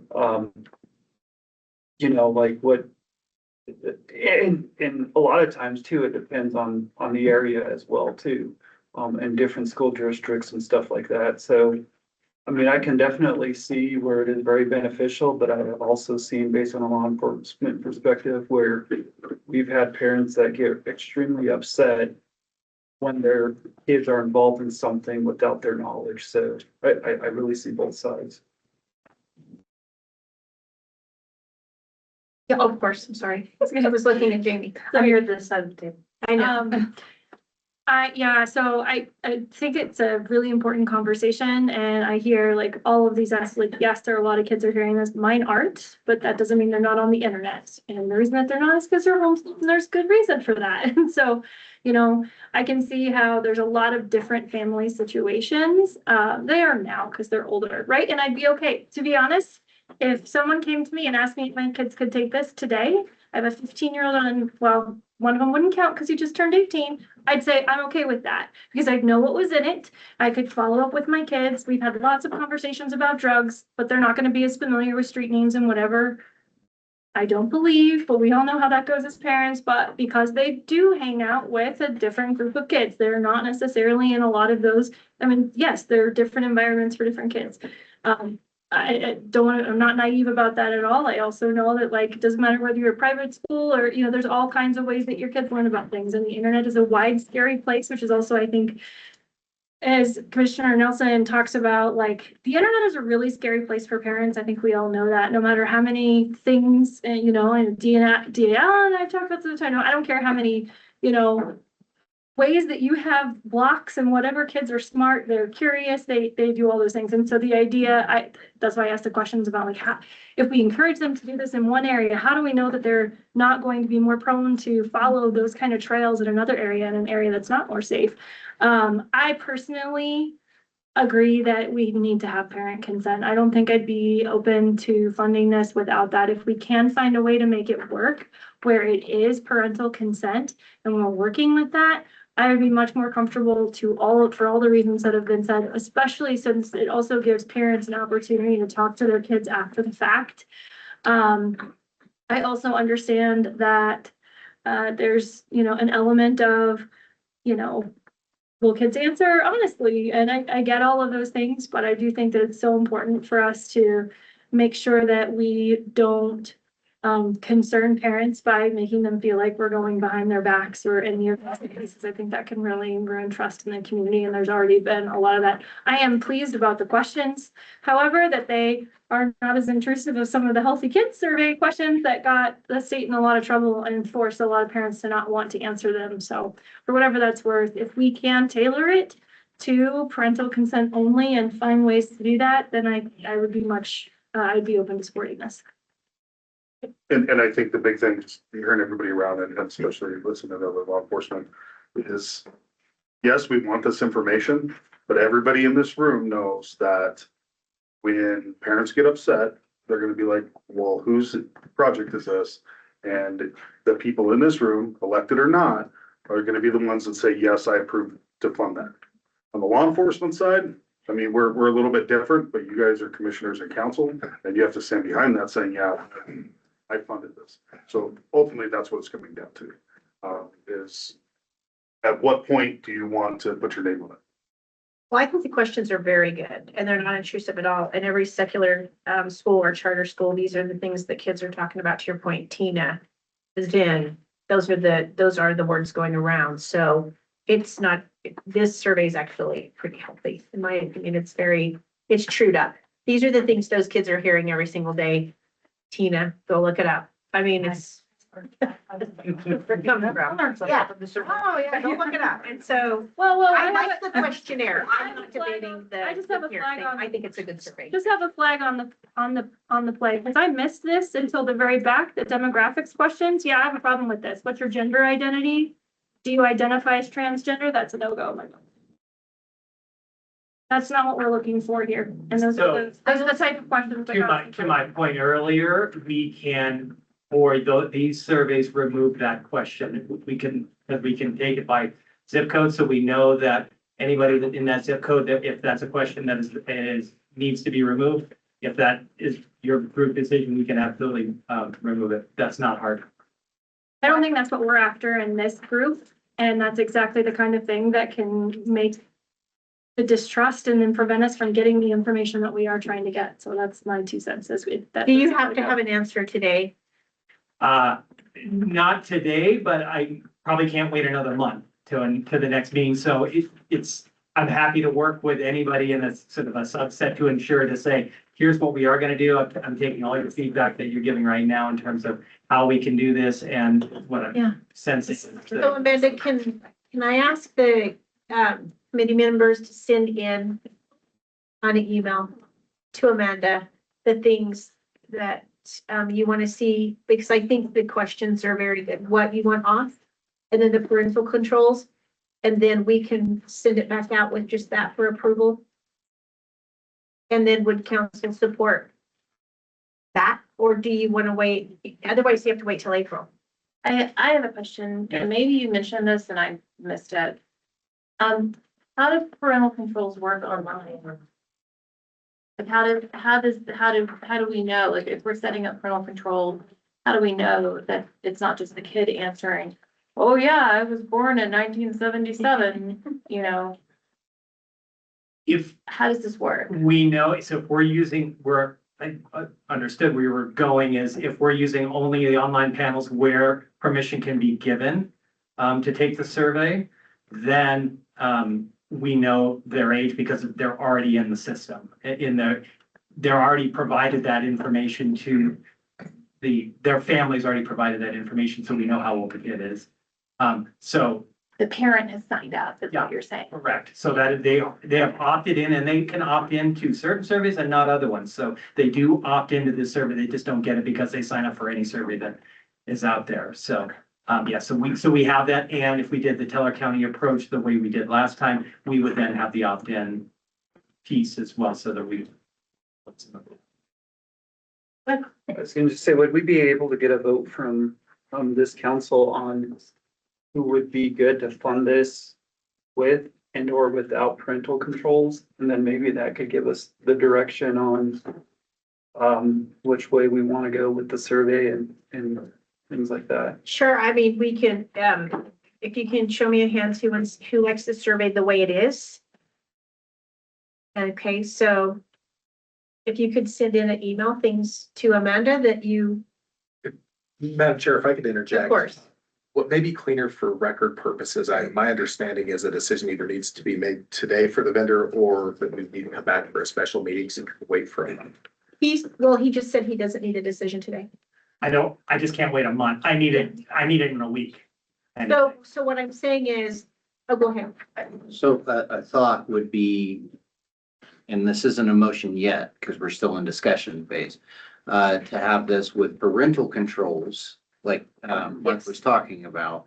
Go ahead and vote for that to say you either have parental controls or don't. And then with amendments to the questionnaire to be due at a certain date. Yeah, or we're gonna be here all day on amendments. She was right, and then we'll go back up here. Go ahead. Yeah, I was gonna say, I think if we just made a motion that this has to be with parental controls and 48 and 49 are taken off, I think we could get this passed today. I need more time to review all of the questions. I need to know, like, and I still have a question actually about like why we're asking some of the ones we are, as far as if I have a personal problem, I can go to one of my parents for help. And then the next question is, if I have a serious problem, I know an adult other than my parents who I can talk to or go to for help. So I just would want to understand, like, why are we asking that? And That's actually something that when I go to school, I'll tell kids that if you're having issues that you have a trusted adult that you can report to, preferably your parent, then you should do that. But if that's not safe for you, because that exists, then you need to figure out some other person that you can report to, including. so that's very different verbiage than what this is, though. I don't think so. I think that's exactly what that's asking. What you just said sounds different than how I read this. So. Sure, but you're not gonna put a question in there that's as wordy as what I just said either. We do the same thing with our patients that are adolescents, ensuring that if they're coming in alone, and anonymously, that if they don't have a parent, we want them obviously to go to their parent first, but that they have a trusted adult to talk to. And sometimes it's my nurse practitioner or one of my nurses, so. But what are we doing with that answer then? Like with this organization, if we're trying to get a pulse on drug use, so we know how to message, but we're also now asking if they have trusted adults, what are we doing with that data and why are we asking? I just don't understand. I'm not saying whether we should or we shouldn't. It's just different, a different kind of question than what I thought the parameters of this was. I think it's an opportunity to look at combine where you take two questions together and look at those that feel like they have a trusted adult in their life, parent, trusted adult. What is that? How do their outcomes look similar or different when it relates to use or curiosity or any of those other things? So it is how the data can work together, not just the questions that are standing in isolation from that perspective. So when we think about the behavioral health sort of concept and we're thinking about mental health and substance use and all these pieces that, that in teens' lives, what are the factors that help protect them? Like those two things, and what are the risk factors that exist and how does that all work together? There's another aspect to that of being able to provide additional information to other organizations outside of this opioid council that they would be able to look at these studies as well and look at that demographic. So I think that's a good aspect for that. Carrie? Yeah, no, I appreciate that. I think there are some that are outside the bounds here, and I understand that may be the reason. I think I'm hesitant to fund something that is like unrelated to what we're doing, or that could be a distraction from, and I guess that's where I do understand a little bit of that. I appreciate the context on those other questions. I'm okay with, again, to me, the parent part is non-negotiable, but this is a technical question about her work. So if we were to approve this today and say, we're gonna approve it with these questions taken off, or we're gonna approve it with us sending in questions that we have concerns about, who makes the decision once those questions get there? Is Compile them and send them back out. So that would be, oh, but then could we make a decision after that? I think you'd need to reconvene, Madam Chair. To do that. Right, And then, because if you. and he can't wait until April. So Right. that doesn't, I just wanted us to compile them and see what they look like so we can then send it. You would somehow get what that looked like. There wouldn't be a decision made by somebody else. I was just trying to get an idea for the sake of time. But I don't think we're gonna get through every single one of these for the sake of time, and that's not an option. So we have the suggestion of parental controls,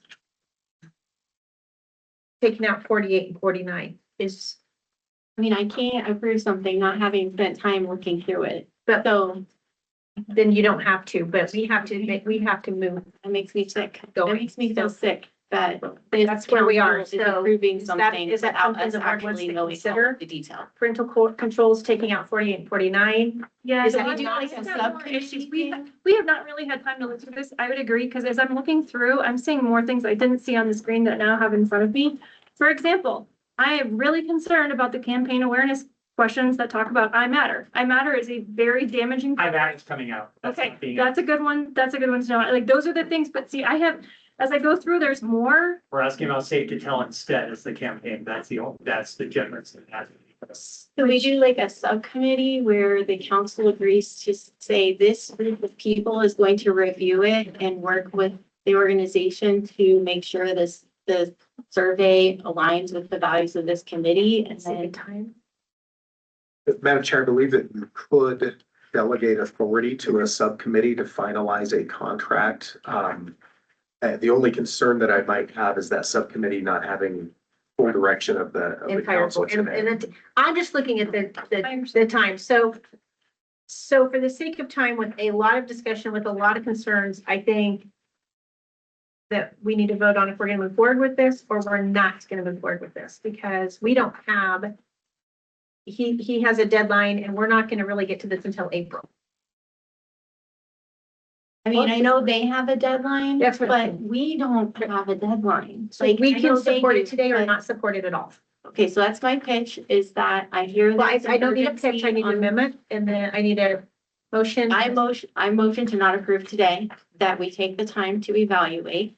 And I appreciate they have a deadline, but we need to do our due diligence and make sure this is something we want to fund. And I do have a follow-up question. Do the parents see the questions before they approve? Like, can they review the survey questions themselves? I believe so. Okay. So I have a motion, but I don't have a second. I have second. Okay, so who's in support of, and I know you have a timeline, but we're not gonna meet it. So I have a second and a motion to punt this until we have more information, more clarity, more conversation. It probably won't be until April. So can I have a show of hands if you support that? Can I just make a comment? Of course. I understand that you're in that position and I hate that the council is in this position. I just want to kind of just take a moment to say, really appreciate that you gave this information and I'm sorry that we did not get it. That's not your fault. And so it's not really unfortunate, but I also feel that because we just need a bit more time to talk on it. So I just want to make it clear that like, I realize that that's not your fault and it's just a crappy situation for you. So I'm sorry that that happened to you. And this is just another testament of why it's super important to have, you know, a facilitation that is like making sure that we get all this information because I know that it affects these folks. But anyways, that's all I wanted to say. I'm just gonna say the consequences of if we can't move on this, and the survey has to go ahead. We can't, we're doing this statewide. Yes, we can do our sub collection later and we can do that, but the survey as a statewide entity will go ahead and then there are some things we can do and we can do some of the things outside if that's what folks decide later. So if that's the case, then this price would change because it would be different, right? So you would submit a different proposal now that you've said that? I would we would have to rework this in some way if we were saying, okay, now we're gonna take this, any data collection that we want to do for these counties outside into a different methodology. So it'll be a different proposal is what I'm hearing. You may have a different. Okay. Okay, so keep me straight here, Kenny. We have a motion and a second to not move forward with this today. So I need a show of hands to not move forward with this today. Is that correct? Yes, ma'am.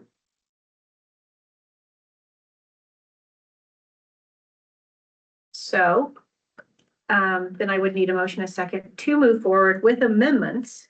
And whatever that motion is, I need to hear the amendments. So I'll make the motion I had to move forward. Here on consent and remove question number 48 and 49. 47. So can you 47, 48, 49? Can we get that clarity, please? Okay, so there's a motion to have parental controls and to remove 47, 48 and 49. 48 and 49. I would need a second.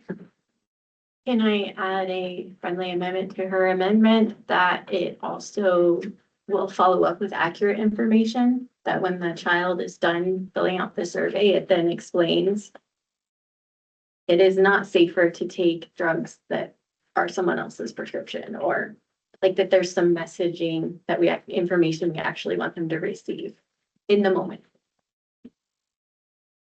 Can you do that? I know it's building out a different thing than what you're doing, but I think it's really important that. So let's start with the motion that was made, and then if that doesn't pass, we'll keep going until we get something that passes for consistency here. Can I add a suggestion for number 14 is to add the street names. Question number 14 is that street names for marijuana and methamphetamine. It does not have street names for any of the other drugs. This is exactly what I was going to happen. Is there any more amendments? I'll accept that amendment. You'll accept that amendment? I need a motion. I need a second. Let me get through the process, please.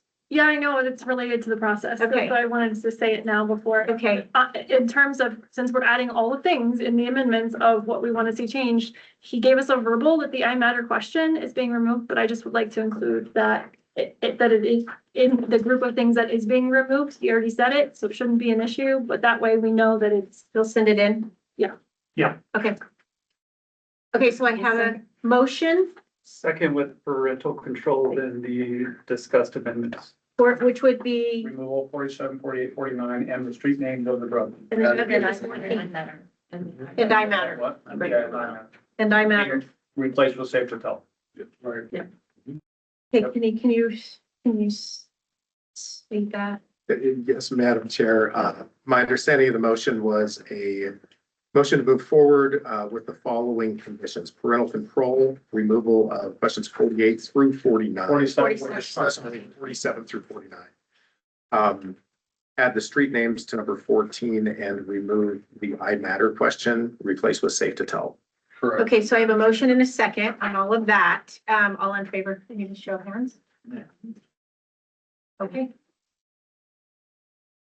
Can I just clarify the proposal as a whole? Like, were we good with the other side? I know we talked more about that in the previous, we're okay to move ahead on the survey, and that gives me what I need today. I just wanted to be clear in terms of from a contracting perspective and the other work that we had proposed to do in 2026, and supporting some of the outreach and the connect effect.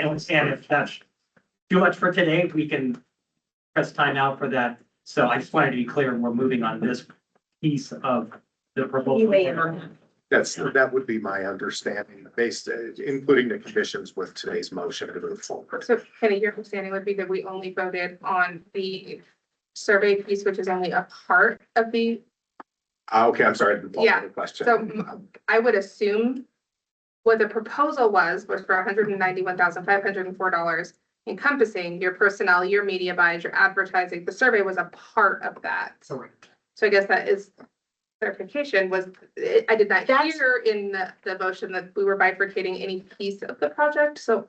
That's correct. That's what the piece we were missing from that discussion that Yes. this council asked for was this survey. The rest of it at that time was not the problem. It was the survey. And now we have the survey. So we're shoring up the whole proposal. That actually was my understanding, but I want to make sure that I'm not missing a piece. That was my understanding as Okay. well. Okay, so it is for the whole contract, Right. 191,504. Right. Okay. Is everybody clear on that? Yes. Did you vote for that, Yes. for the record? Okay. Thank you so much for your understanding, working with, and, you know, we're happy to keep working and having dialogue with you all. We do this. Thank you for your patience. Thank you. The Lyda Hill July application? No, this should be the January, so I apologize, that is a mistake. There was confusion, from the last time that Lyda Hill presented in the November meeting. They thought they were presenting on July because communication was not provided to them from the facilitator that you guys were still reviewing their January application. So after reviewing the YouTube video again, because I wasn't here in November, this is still the January 2025 application that we have seen several times. Okay, sorry. The last question that you all had was regarding the indirect cost. The indirect cost rate as originally proposed was 49%. That is the standard indirect cost rate that the university uses for their federally negotiated cost rate. So I spoke with the vendor. They provided an updated budget that you can see on the screen here that brought the proposal down to $44,280 with a 50% modified indirect cost rate. 15% de minimis. Correct. Okay. So I think we have folks here from Lyda Hill, if you guys have any additional questions, but this was the Grit e-app proposal that you all have reviewed. And I know the proposal has actually decreased quite a bit other than the indirect cost rate. So if you want to speak briefly to just what might have changed between original proposal and this outside of indirect cost. Yeah, sure. I was asked whether this could be a scaled project, whether pieces of it could be funded or not. And what I provided here for 44,000 is like the minimum scaled down piece. And that would be us developing a grit recover training, and as well as an opioid prevention module to add to all of our other grit trainings. And also it would fund our collaboration with Serenity Recovery Connection in developing this training, as well as identifying individuals that take this training that need more intensive support, which we can run through their program. So they're very complementary programs. Thank you.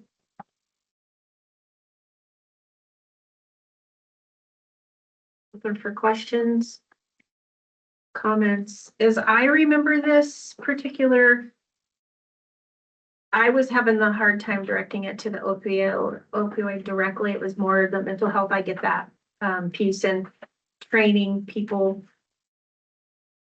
how to deal with mental health, or how to deal with an episode, or how to deal with a child, or a friend. It's an app that trains you how to deal with somebody in crisis or to preempt something. Am I recollecting this last? Yeah, I'll just do a very brief Okay, please. overview again. So yes, on the grit training, grit is, you know, it's a population-based training where it's free, it's online, available to anybody. It's not in an app form yet. Okay.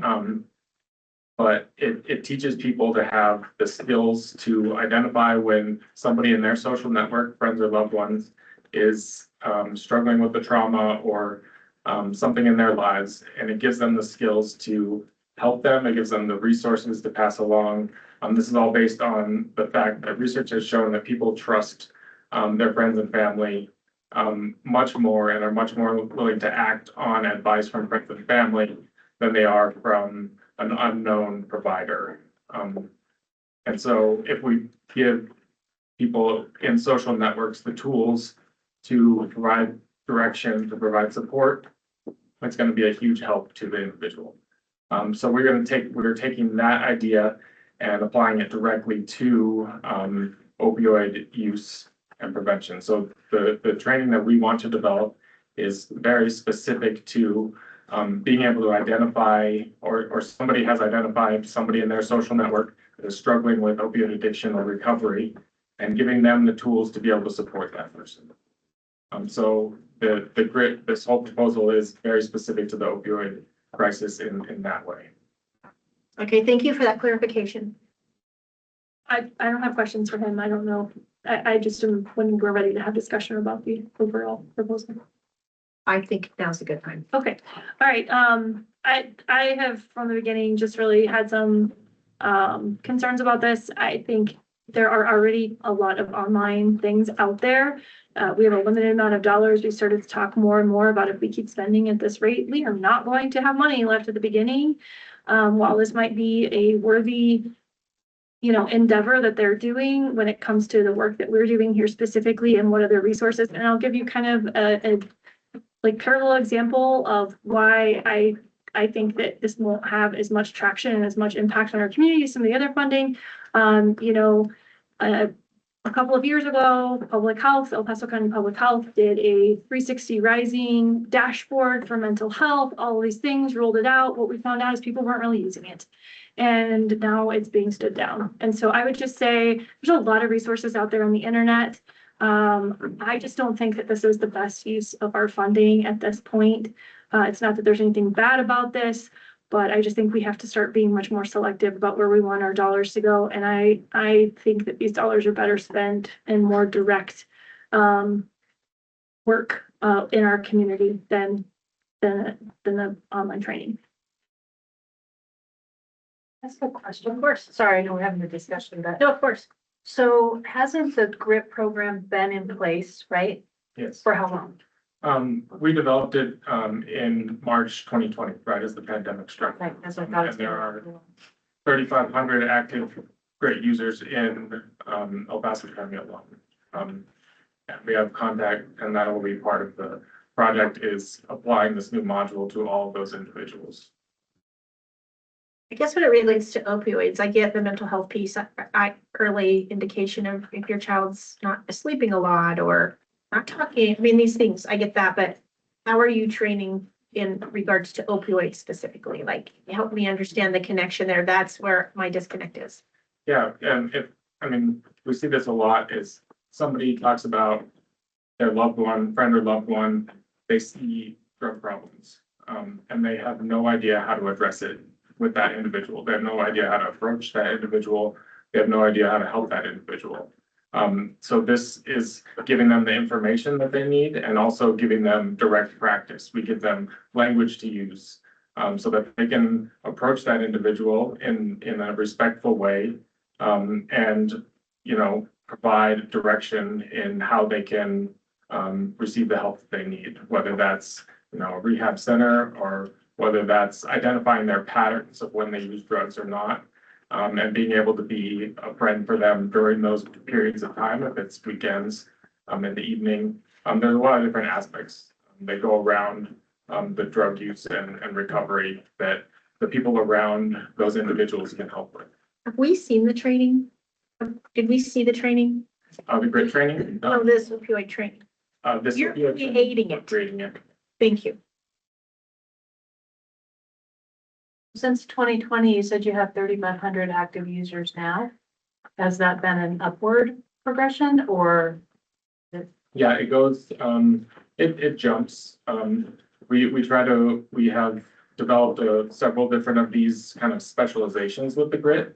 And when we do that, we get jumps in users. We also have a grid conference every year where we get hundreds of people together to discuss and learn more about it. And we always see a jump after that each year. So it kind of goes stepwise as we address different crises and as we push out more information. So there's multiple aspects to this funding request. It's the grid, online support. But then you're also asking for us to fund a screening of a movie.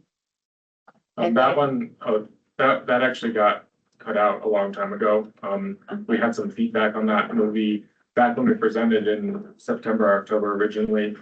At that point, we had feedback that screening was not going over well. We cut that out by the time we presented. So there's kind of two different aspects now. One's the development of the training, and we've also added in-person trainings, whether that makes a difference or not. So we have live grit trainings where we have our grit program specialists develop this or provide this curriculum to people over a 2 to 4 hour period, and they get practice implementing all the things we talk about. In the original proposal, I also had the development or the inclusion of grit recovery into our web application, which creates an online community of people who have taken that training that can interact and can directly ping us with questions or with new resources they have. That was a piece that I felt was scalable if you were interested in it. is the enrolled 20 individuals into the 12-week craft program still part of it? That's part of the scaled back into piece. That's 44,000. It's within that. Yeah, I don't know if this is for me the highest and best use considering it's a test and yeah, you're creating it and how is that going to look at the end? I'd rather see the full product before funding something we don't see the product of. And Amanda's going to put together a list of organizations that do the very same thing. So we know if we're getting the best use of our dollars because we're putting into 5 different programs that do the very same thing. I think I'd like to see that before. I mean, if this is still just a hard connect for me to opioid use, prevention, education. For me, I'm having a hard time drawing the connection. That's just me. If there's no more comments though, we can vote. A motion on this? Yep. Do I have a motion to accept this? I don't, so. Yep, the motion is denied, but when it gets all put together. I mean, we need funding to do it. So Madam Chair, I'm sorry to interject. No, you're fine. Just looking at the bylaws. In order to formally deny something, we actually need a motion to deny it. So I'll move that we deny this application. Second. All in favor? Aye. Any opposed? Okay, thanks for keeping this formal. So many rules can over you. Okay, Darn insurance. I know. I get in trouble a lot. Moving on to 5 chair and vice chair remarks. Again, you stepped in at the last minute for our vice chair. He doesn't have remarks. Just again, the March is our true north. What do we want to fund? Putting everything in a box so that people know what to apply for, not wasting time, not wasting our time, really what we want to put our money to. So that's going to be a very important meeting for strategy and building. Then again, Amanda's going to put together a report of if we're duplicating a lot, like are we doing a lot in this bucket and not enough in this bucket and have a better look at what that looks like? Right? Do you want to expand on that?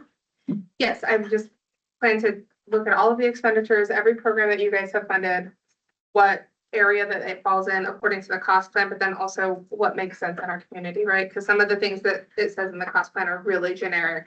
And so that way you guys know, we've funded 10 sober living homes, but we haven't funded in this area. So you have a holistic view of everything that you funded from the very beginning of the council through now. And outcomes, we're gonna focus on the outcomes now that we have some in and the money's out and the programs are going. We're gonna start looking at outcomes and what really makes a difference, because that's what we want to know, is if we're making a difference. So we're gonna focus on outcomes. What am I missing? I think that's really going to take up the majority of the meeting, is identifying are the priority areas we identified 4 years ago still what you guys are working towards. Do we need to refresh that? And then we'll have a new draft application for grants that makes a little bit more sense in what we're moving towards. Yep, so we can finalize. Amanda's been working hard.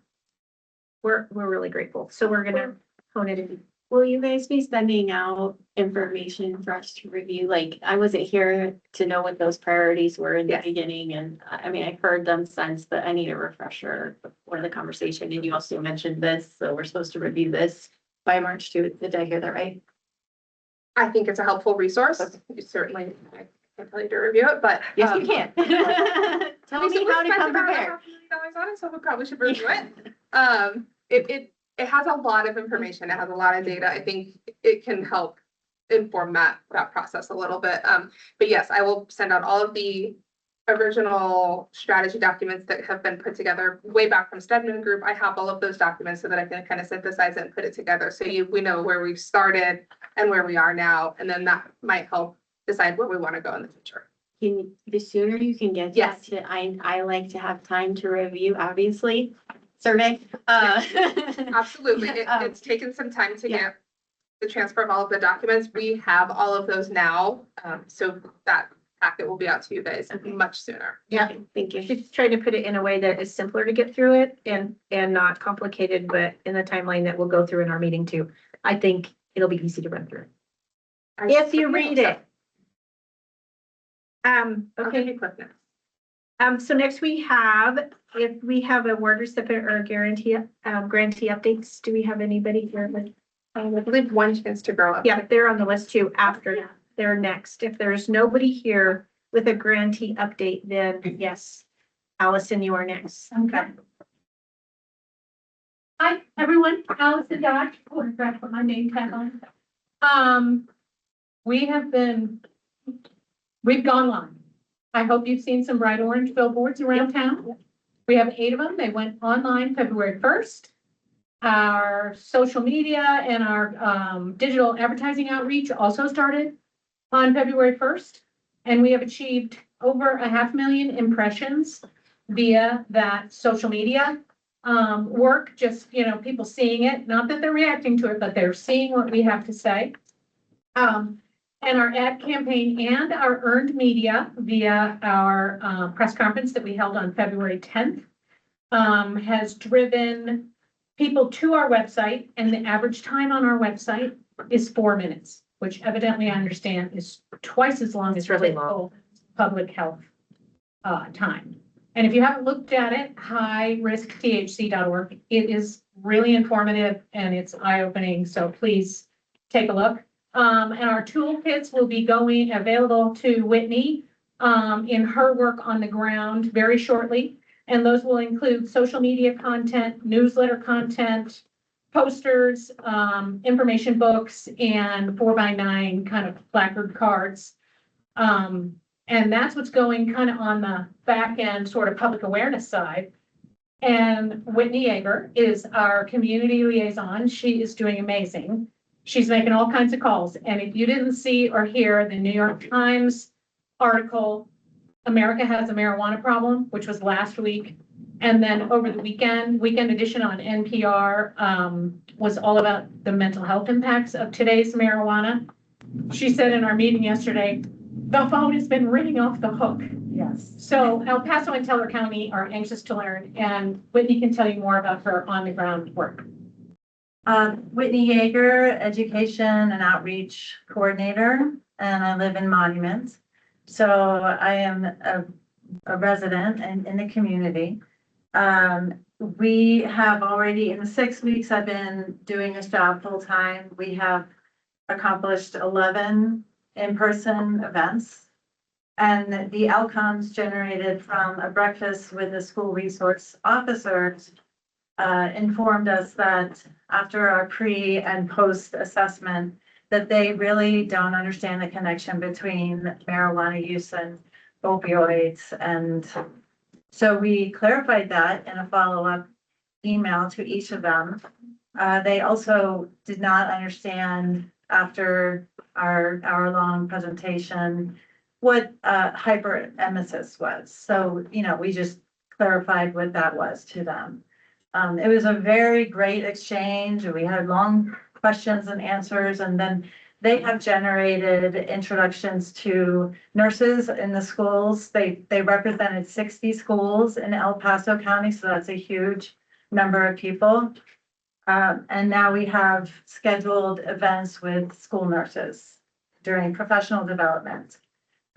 So like I said, we have accomplished 11 of our in-person events, and we have 11 to go between now and the end of the year, but more are being scheduled every day. So I hope I can clone myself, and they have great support.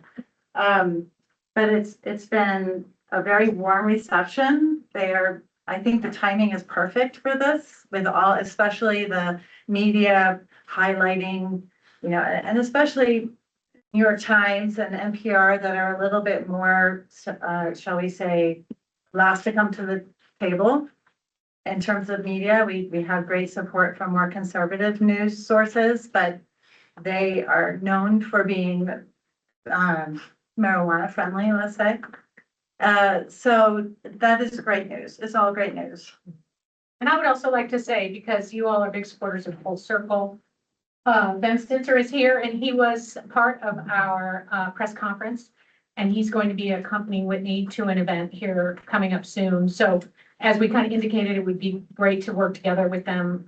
That's happening. So let us know what else we can do for you. And this is one of the billboards of 4 different billboards that are going to be, there are 18 altogether, and they're hanging for 12 weeks in Colorado Springs. So hopefully you're seeing them. A couple of the school resource officers said they've seen them on the way to our breakfast, and so it's all good news. Any questions? So you mentioned having to follow up with emails on some of the information in your presentation, verbiage, even the word psychosis. I imagine average Joe, I don't know if I could actually define it accurately. So are you adjusting your presentations to be more giving those definitions, layman's terms, as you've realized you've had to follow up with emails? We definitely are. Yeah, we are spending much more time on that, and we will in our next presentation, and editing our slide deck to maybe not be quite so voluminous with information, and just hitting maybe 5 bullet points as opposed to 10, and just trying to give them fewer take-home messages. Yeah. Scaffolding it accordingly. And we're going to do pre and post assessments for every engagement. Good. I just want to make sure that it's easy for people to understand. Yeah. And connect the dots. It's a tough one to understand because cannabis-induced psychosis does look a little bit like typical teenage behavior in the early stages. And so there are differentiating characteristics that we're trying to hone in on. So that's not confusing. And we're working with our medical expert, Libby Scout, on generating some of this information and bullet points and things like that. Great. Yeah. Everything's backed up with science. Did you say that those emails were after meetings with school resource officers? I'm sorry, I didn't hear. Yes, so we collected their emails at the start of the meeting. It was 10 school resource officers, and each represented 6 schools. So it was 60 schools total, and we sent a follow-up thank you, and here are some clarifying points that we need to make based on the survey. And to please keep encouraging your staff, whether it's nurses or teachers, you know, we are very much open to coming to school districts. I'm having dinner tonight at District 11 in their cafe to speak with their leadership and just trying to get as many invitations as we can. Oh, that's great. I think it's interesting because I was a little bit surprised to hear that school resource officers wouldn't maybe still had some questions. I would have thought that they would have already been much more aware of this information. So I think that was just kind of a like, oh, it's really good to know that like we still have work to do even amongst that type of community that they really still don't understand these things, which is, it's good. It's a good takeaway for me. Thank you. highriskthc.org. There you go.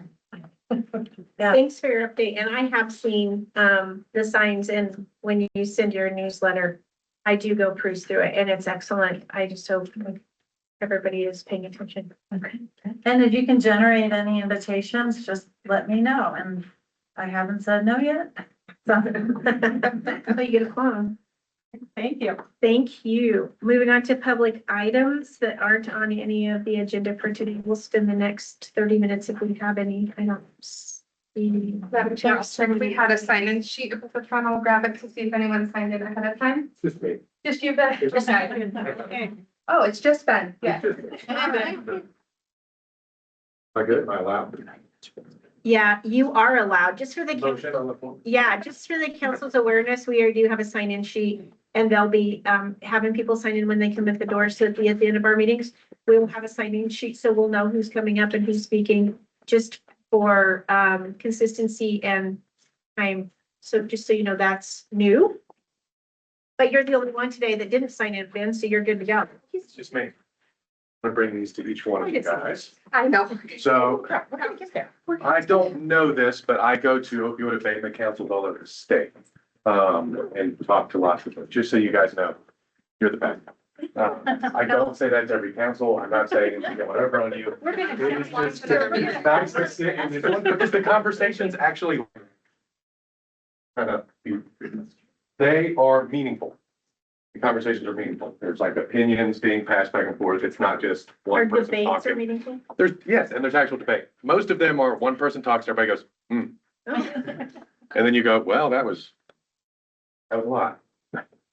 And it took 3 hours, you know, like, so I'm really grateful that. Okay, but so we have these made for you guys. You funded us. And if you were not on the council or involved in the council at the time, one of the things that I really care about is I don't really look at donations as a donation. I look at it as an investment. So you invested in Full Circle. So from my perspective, we have a responsibility to, whether you asked to or not. This is what we did with the money. Point blank period. Just to give you the run through, if you don't know what Full Circle is, it's a 12-step based recovery community organization, or as it has been recently renamed by the federal government, a RSSO, Recovery Support Services Organization, both of which give you a very vague description of what is happening, but that's what I'm supposed to call it. What we do is we're a youth at risk program. It serves young people ages 13 to 25 and their families struggling with substance use, self-harm, promiscuity, pornography, really anything that can impact them negatively. And that's how we ended up in collaboration with One Chance to Grow Up and other just community resources here in Colorado Springs. As far as the family aspect, because that's one of the pieces that's most important to me, family involvement, parental involvement is a requirement. We do 2 separate support group meetings throughout the week for the young people that are fully peer-to-peer, young people talking to young people. And then we do 2 sober social events every weekend, 52 weeks out of the year, rain, snow, tornado, don't care. You can buy drugs when it's raining. We have events, right? So, and we do anything from your average night of bowling to something like Wastewater hockey, where we literally build a mini arena and give Waters an attempt to play hockey with ping pong balls. But you get 30, 40 young people doing anything, especially ones that used to use drugs now called they're not sober, and they're pretty interesting to be around. And then separately, but simultaneously every week at our Wednesday night meeting here in Colorado Springs, we have a family support group meeting that is led by parents, for parents, so moms talking to moms, dads talking to dads. That's what works. They speak the same language. And we hear the same story over and over again, right? We have families show up that go, well, I took their door off the hinges and I put them on medication. I took them off medication. I sent them to XYZ treatment in Utah, right? But the 19 different things that everybody ends up suggesting, and none of those things seem to stick. Because although they are adolescents or teenagers or young people, they're still people. They can choose what they're going to do. So if they're not provided with something that's equally as meaningful to them as what they were doing prior to coming into the program, they will not change it. So that's our competition, is to some degree popular culture, which is why we do all these different events. So just to share some of the statistics with you of what we've done over this last year, we completed phase 1 through 5 of our plan that we proposed when we submitted the grant to you guys. 100% of the participants said they were treated with dignity and respect. 100% of the participants have a trusted friend that is not afraid to use drugs, versus when they came into the program, about 57%. I honestly think they're probably lying. But 100% of the participants feel more positive about achieving their education and career goals versus 45% prior to joining Full Circle. That one to me is incredibly important. I think it's great to help young people get sober, but if they just stop doing drugs and that's it, pretty big boy. It was their whole life and now they just sit. So they need to have something that they're actively pursuing, whether it be an education, a job, something of that nature. So we hosted 107 social events throughout the year, along with 5 statewide and national annual events for the young people and their families, including a major camping trip to Lake Conecuh, Nebraska, a haunted house, an annual gratitude meeting that we do 2 days before Thanksgiving. It's the only meeting we put the young people and the parents together, because I won't have to get out of referee jersey and blow my whistle, right? If we're talking about gratitude, but we have grandparents, siblings, cousins. It's a 500 person meeting. It usually lasts 3 hours. It's rather large. You're more than welcome to attend, actually. I invited the council before, but seriously, if you guys want to come, it's a pretty fun thing to bring your family to. So, and then over 2025, we initiated the 2 weekly sober social events, the 2 weekly support group meetings. We've hired 2 full-time staff. We were able to get a location here. Everybody knows where Rudy's is. Okay, we're literally a 45-second walk from Rudy's in a warehouse right next to it. So the support group needs a lot of Rudy's. Our office location is open Monday through Friday from 11 a.m. to probably 6, 7 p.m. depending upon what's going on with the young people. It's a place for them to, easiest way to describe would be a drop-in center. They can come there, hang out. A kid could show up straight off the street. A kid could show up that's called before. We have kids show up from Fountain, Monument, all over Woodland Park. It's their spot. They come up and hang out. It's decorated to be kind of a teenage paradise, and they decorated it. We helped. And then we were able to not spend all the funds that were given to us. We had about 19,000 left over because we were able to secure rent for a cheaper price than what we thought it was going to be. And if you guys are okay with it, I would like to use that 19,000 to hire an intern. We actually hire in-house, so we hire young people that have gotten sober within the Full Circle program to be the people working with the young people because they have a shared experience and that speak their language. You can't get a degree in that. I'm sorry, it's not a thing. The 15-year-old listens to someone who was 15 and did drugs and doesn't do it. That's it. They don't care about the numbers behind them. They care about the experience. So we hire in-house, and we'd like to hire one out of either Phoenix, Arizona, where we have a separate Full Circle location, or Kansas City, Missouri, where we have a separate Full Circle location, and have them come out and be trained over a 6-month to a year-long period in a part-time internship. And then ideally send them through some professionalized training so that they can come back and be a full-blown staff member if they choose to follow this as a career. And then our graphs, I'll go ahead and tell you right now, they're a little difficult to read. They are, I'll be honest with you. But if you start from left to right, the far left is the initial. On the far right is a year in on some of them, but it's just left to right, basically.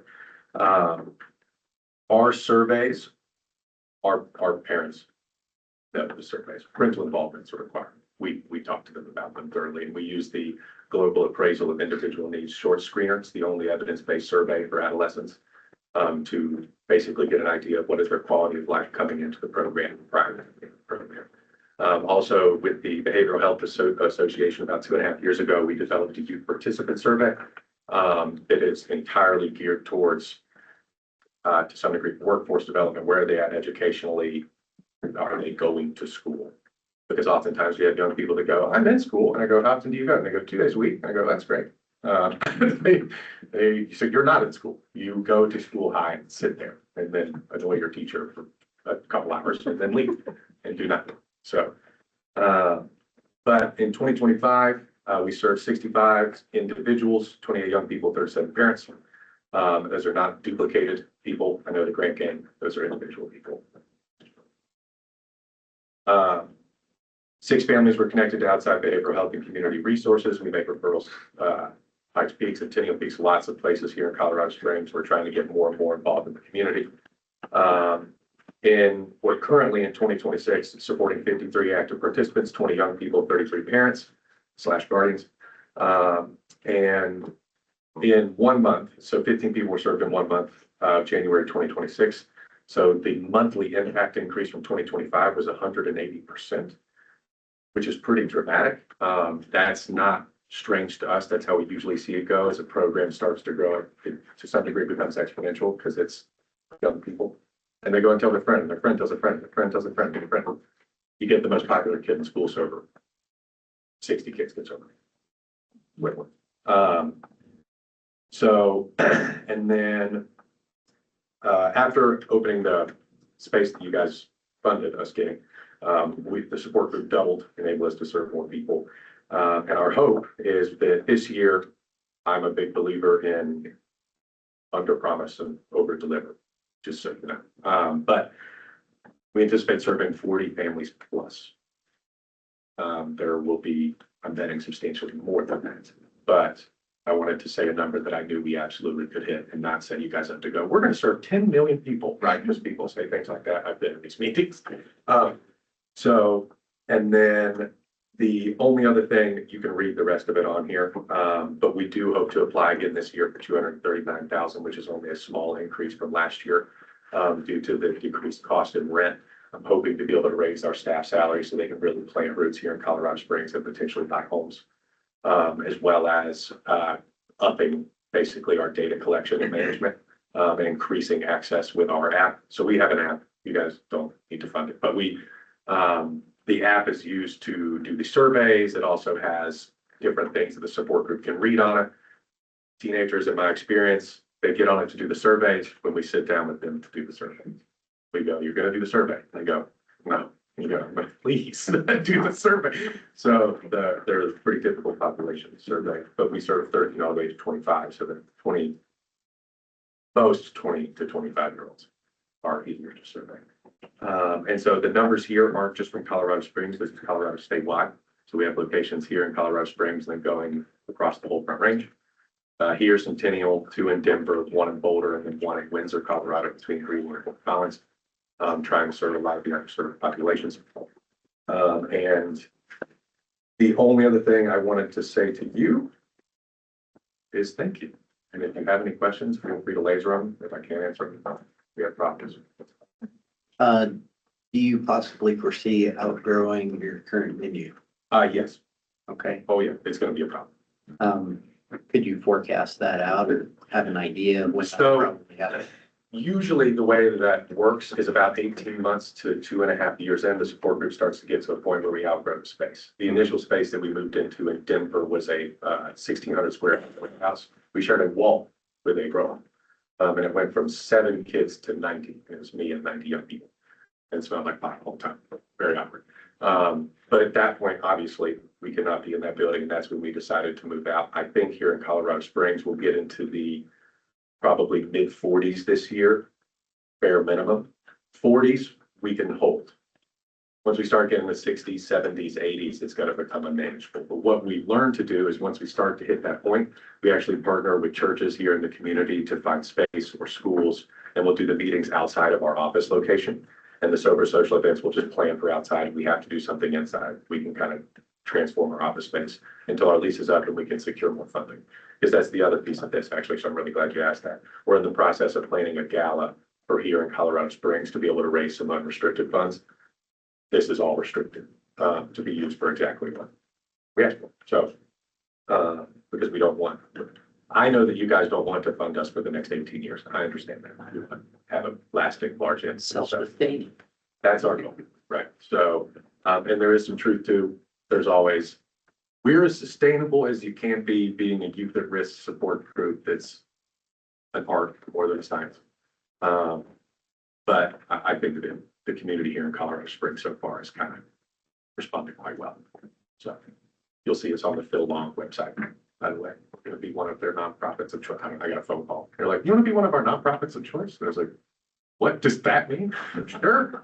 That's a good thing. It is definitely a good thing. They're wonderful. Yeah.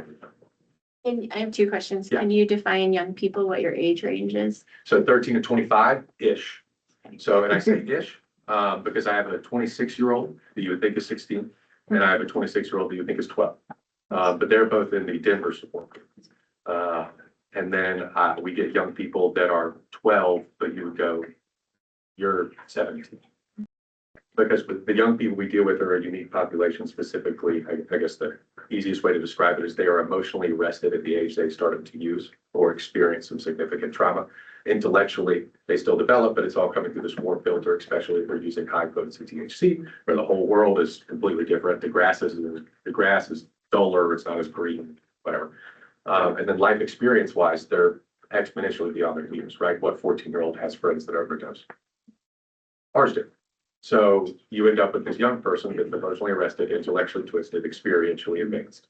And then we go, but it's fine, just deal with it. Yeah, P14, deal with the problems of a 30-year-old. You got it. Don't freak out all the time. So of course they do. So it's ish for them. I could ask so many more questions, but I won't. I'll just ask some more. At the bottom of this document, it says the data shown here is collected from all 6 of your programs. Yeah. So when you're speaking to the 2025 impact was 65 individuals served, 28 young, 37 parents, guardians, is that? That's just Okay. Okay. So our funding specifically went to the data that is shown on this, or? Oh, and there's much more. And that was the other thing, just because we've been talking a lot about data today. If you guys want all of the questions from all of our surveys, I'll bring them. Like you guys want to see them. And I could bring you the answers that were given. I can't give you the participants' names. That would be great. But I give you the answers that were given. You can see it in real time. Yeah, I'd be curious just to help us understand what kinds of things you're looking for to help support the, Yes. the individuals. A lot of it was trying to survey young people is really difficult. And I was speaking to a doctor at Denver Health, and the problem with surveying adolescents and young people is they are not the most honest group of people, especially the ones that use drugs and alcohol. And then I thought back to my own experience, and there was actually a point in time prior to me getting sober where I was in my classroom nodding out on benzodiazepines. And they gave me a survey about if I'd ever used drugs and alcohol. And me and my friend were laughing, going, no. They're like, do you know what heroin is? I went, no. It's like, because you're 16. It's funny. So because of the population we work with and the degree of which we hammer honesty, our support group's actually more survey would be my argument. And they kind of talked me into, actually, this would be legit because we can pull some real data from honest teenagers that have been in that position. What I used to say, and then I tell you guys, if you want to survey, just come to our office. Like they're there every Monday, Wednesday night, Friday, Saturday night. Like just come hang out. They will be ecstatic for a random person from the counseling show. Like they know about this. They know we're here. One of them's here today. He's been here all the time. And they'll laser you with questions and probably tell you a bunch of things that you didn't want to know. They will tell you. But so, yeah. Thank you. I'll get that for you. Go ahead, Grantee. Oh, sorry. Gee, Michelle, come on. You're good. I just assumed Wake you're like up. this the whole time. Quick question. Yeah. Are you able to tell us how many people are you're serving from Teller County? I can. I'll have to pull the data though. Okay, My guess would be approximately half, right? okay. So then that leads to my next question. My last question is, are there plans to extend, you mentioned serving the underserved population, which is a good portion of our particular southern and western part of our county, extending services up to Teller County, having maybe a satellite, something similar to what you have down here, because you are serving half of, you have a half population down here compared to our 24,000, and you're serving half of our youth of Comparable, see what I'm saying? That is the goal. So the difficult part about that is being able to replicate with a highly trained staff. I'm a pretty high bar for the staff that we hire, and I don't want to send anyone to where you are unless I'm absolutely confident they can deliver on the job. So it takes about 2 years to train someone to be able to do this, so how to use their experience accurately.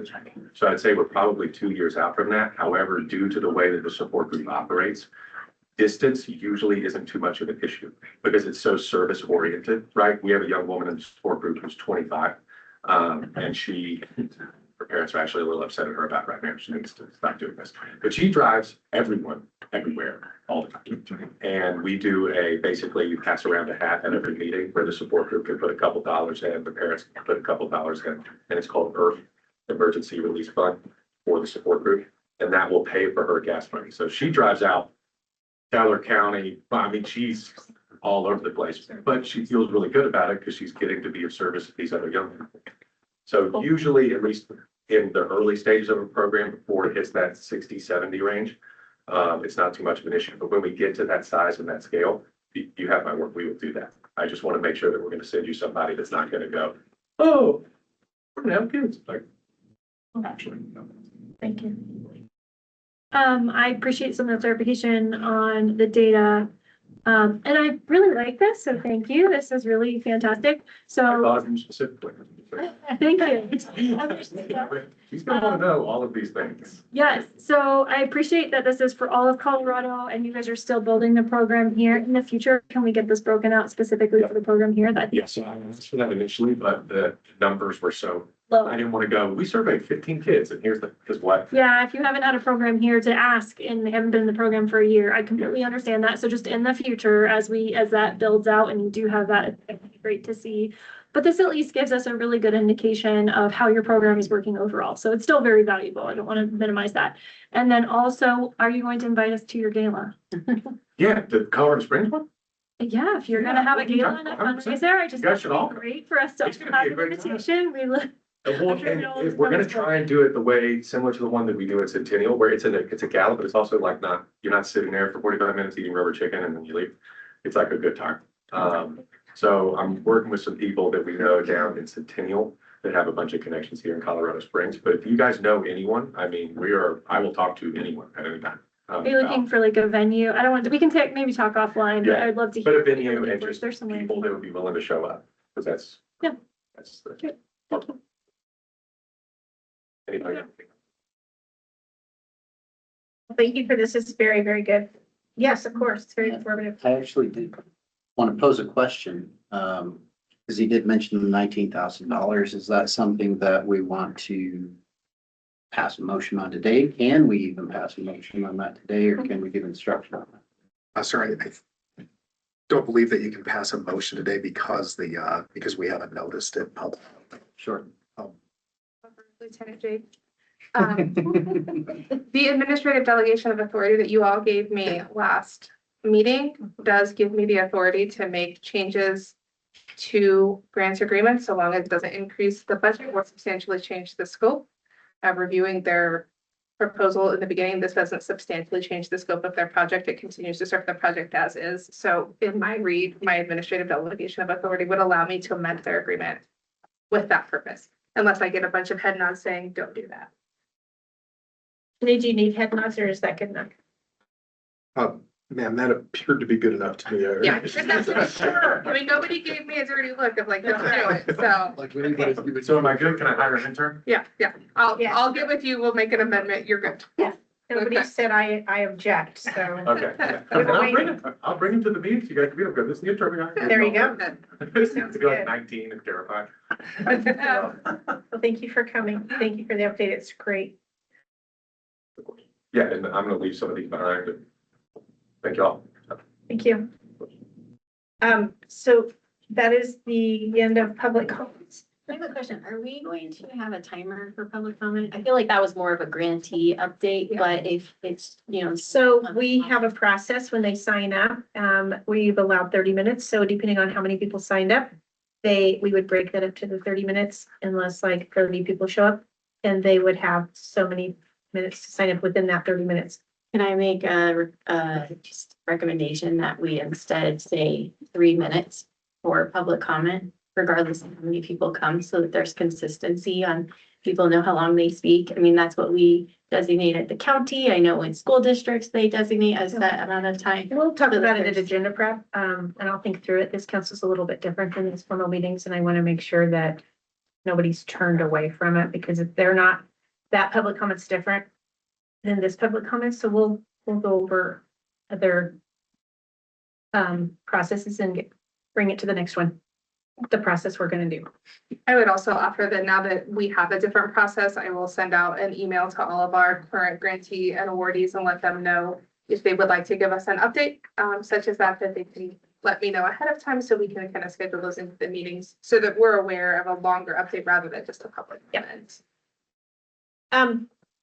There are no other updates from members.